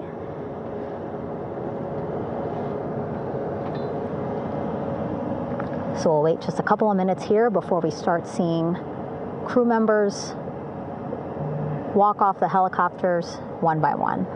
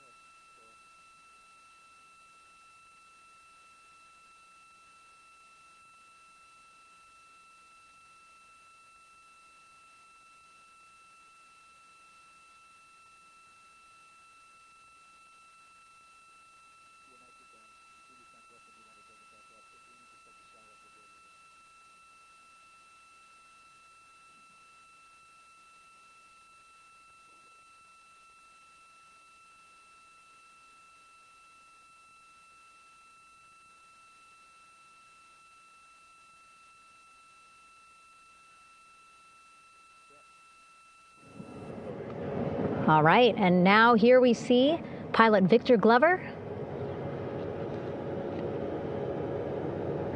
and mission specialist Christina Koch sitting on the edge of one of the helicopters, looking in great spirits. That familiar smile and laugh from Victor, I can see it from here. Christina, I'm sure, feeling the same way, just blocked a little bit by our camera here, but we'll see her here shortly. A photographer taking their pictures. Victor saluting folks on the flight deck. They look like they're in great spirits. Happy to be home, I'm sure.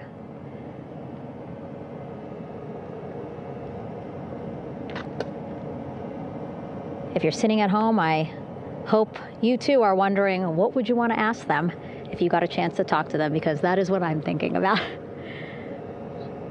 Getting the opportunity to talk to or ask questions of these 4 astronauts who just made history as the first crew to return to the moon since 1972.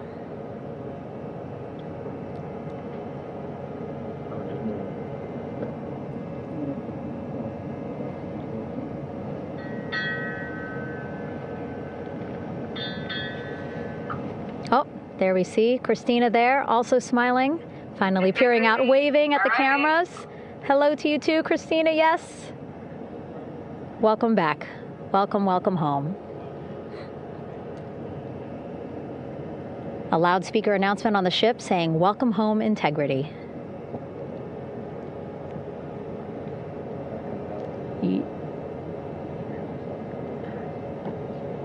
Victor in great spirits.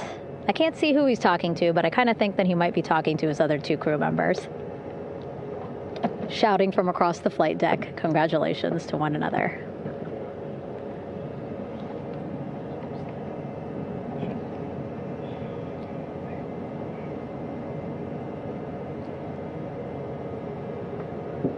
And so now we see some Navy personnel walking up to the helicopter. This is again the first helicopter carrying pilot Victor Glover and mission specialist Christina Koch. Both have taken off their helmets now.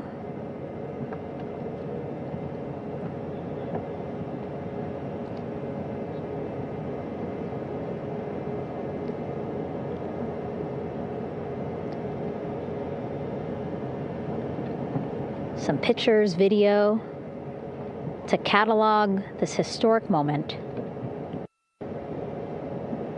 A beautiful sunset just behind them here in the Pacific Ocean. Golden hour. These pictures will be beautiful.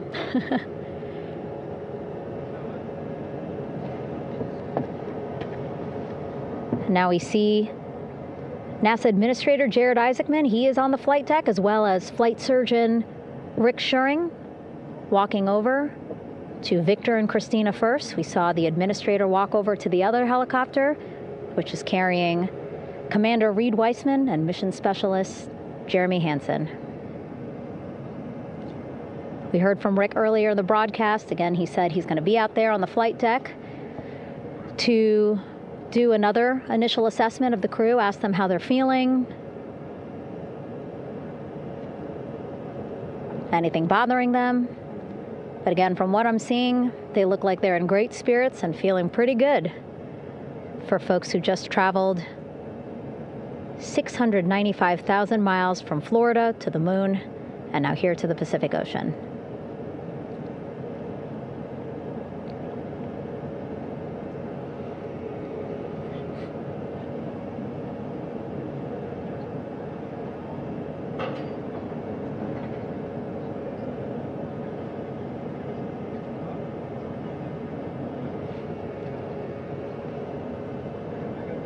We're now seeing NASA Administrator Jared Isaacman walking across the flight deck. He had been talking to Reid and Jeremy, now approaching Victor and Christina. A hug from Victor, a hug from Christina. What a moment that we're getting to experience together.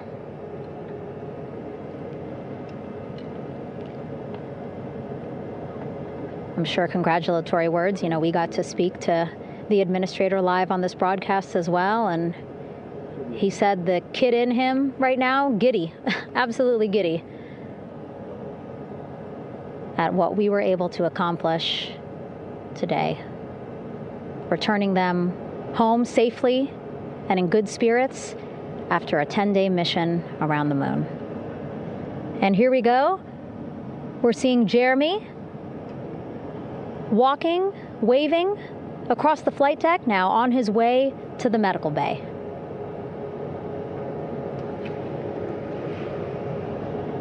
It's a short walk, less than a minute. Again, that's why the recovery team decided to use helicopters to get them on the flight deck for that short walk to medical bay. And now on the flight deck, we see the chief of the astronaut office, Scott Tingle. Rick Schuring switching places. He's going over to the other helicopter. Big hugs from Victor, Christina to Scott.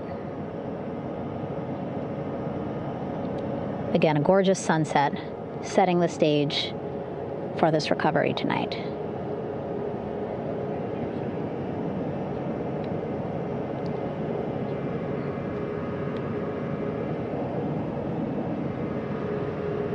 All right, and now here we are, Christina, making her way, looking thankful, grateful, happy to be home.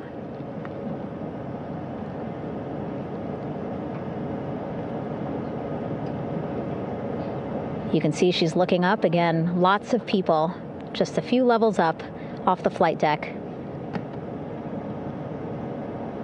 welcoming her home.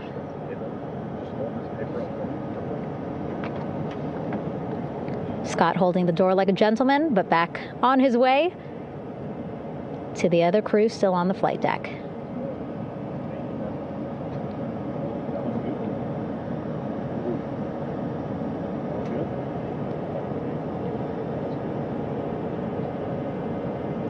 So still on the flight deck, Victor Glover and Reid Wiseman.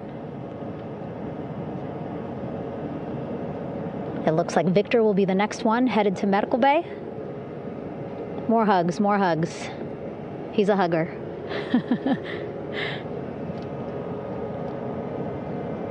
Victor looking good as he walks across the flight deck. NASA administrator applauding.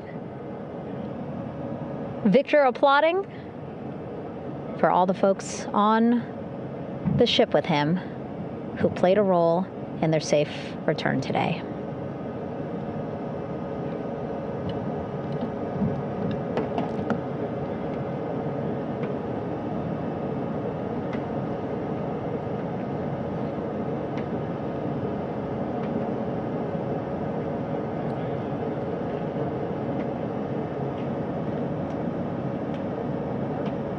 And finally, just one Artemis II crew member left on the flight deck, Commander Reid Wiseman.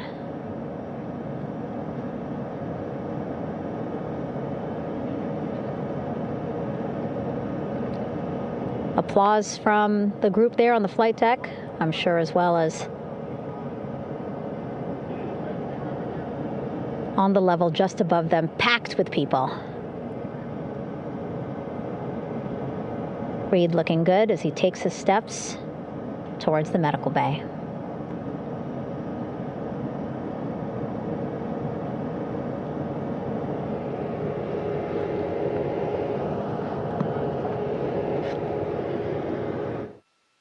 See our 4 Artemis II crew members back on the ship.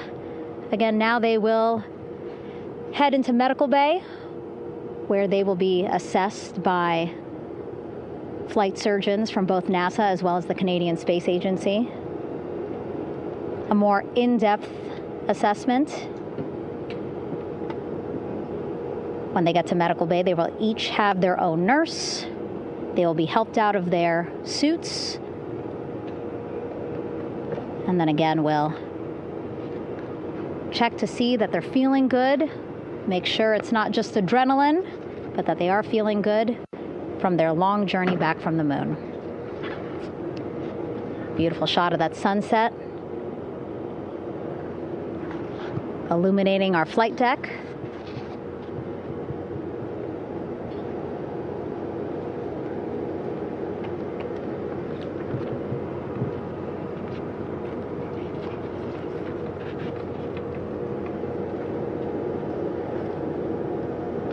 All right, and now with our astronauts safely on board, I want to welcome on Artemis Recovery Director Lily Villarreal.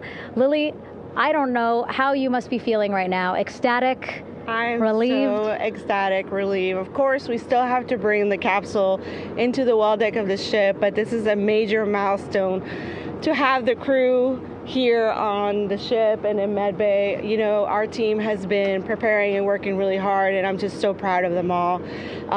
Everything went very well, just as planned.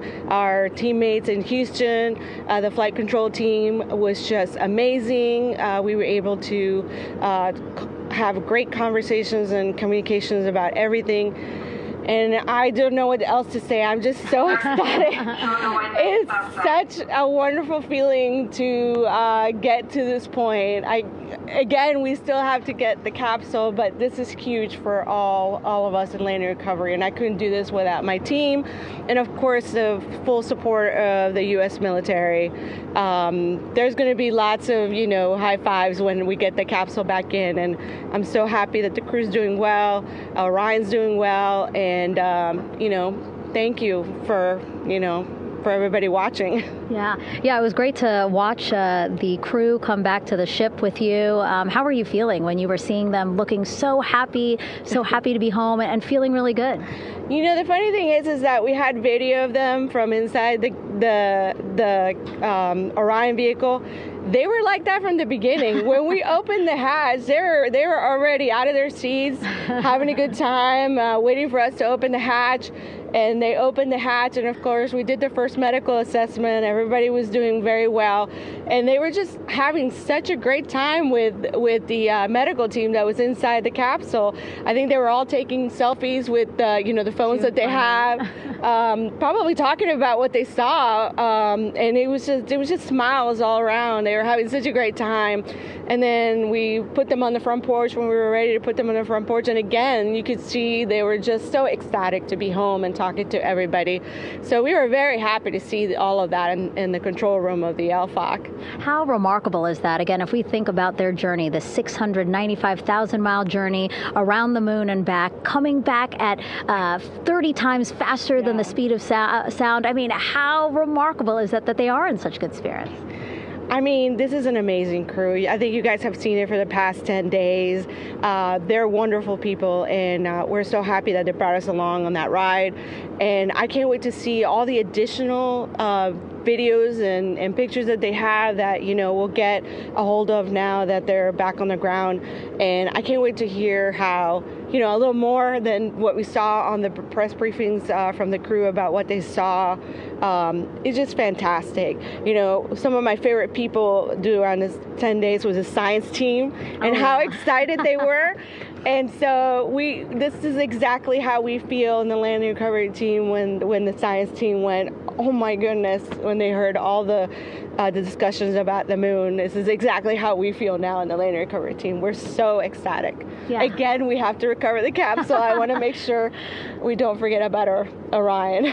Lily's all about business. She's thinking about what's next. But yeah, speaking of these 10 days, I mean, we have been along for the journey with them, live with them 24/7 for 10 days, and just really seeing the engagement that we've gotten from around the world. What do you hope people take away from this mission? I think that's fantastic. So, my story was that I went to the Kennedy Space Center. I was born in Colombia. I was 10 years old when we moved to the United States, but when I was 7, my family took me to the visitor center, and that's when I learned about Apollo. And we went to the moon, and I learned about astronauts, and that story was what really fueled me to want to do STEM and want to be an astronaut. And I think that this Artemis program is going to do exactly what, what girls, my age back then is 7, young people right now, girls and even like young men, obviously. But we want to empower people to know that you can do this, right? If you want to come and work for NASA, if I did it, they can do it. And Artemis program is just going to inspire everybody. And I'm so happy about that.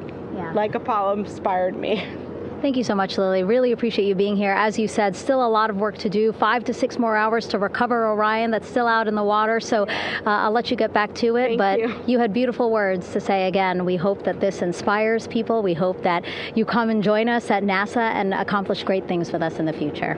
Back to you, Rob. Thank you, Megan, and safe sailing out there in the Pacific. Here in Mission Control, it is now all quiet. The team of flight controllers and all their support personnel have left the room to enjoy the aftermath of a textbook touchdown by Integrity that splashed down in the Pacific right on target to complete this historic flyby of the moon, the Artemis II mission. With that, we'll wrap up our coverage for the night and point you to a post-splashdown news conference in 15 minutes at 9:35 p.m. Central Time, 10:35 p.m. Eastern Time, where managers will discuss the return of the Integrity spacecraft and the completion of the Artemis II mission. With that, we'll wrap up our coverage for this evening and historic mission in the history books. This is Mission Control Houston.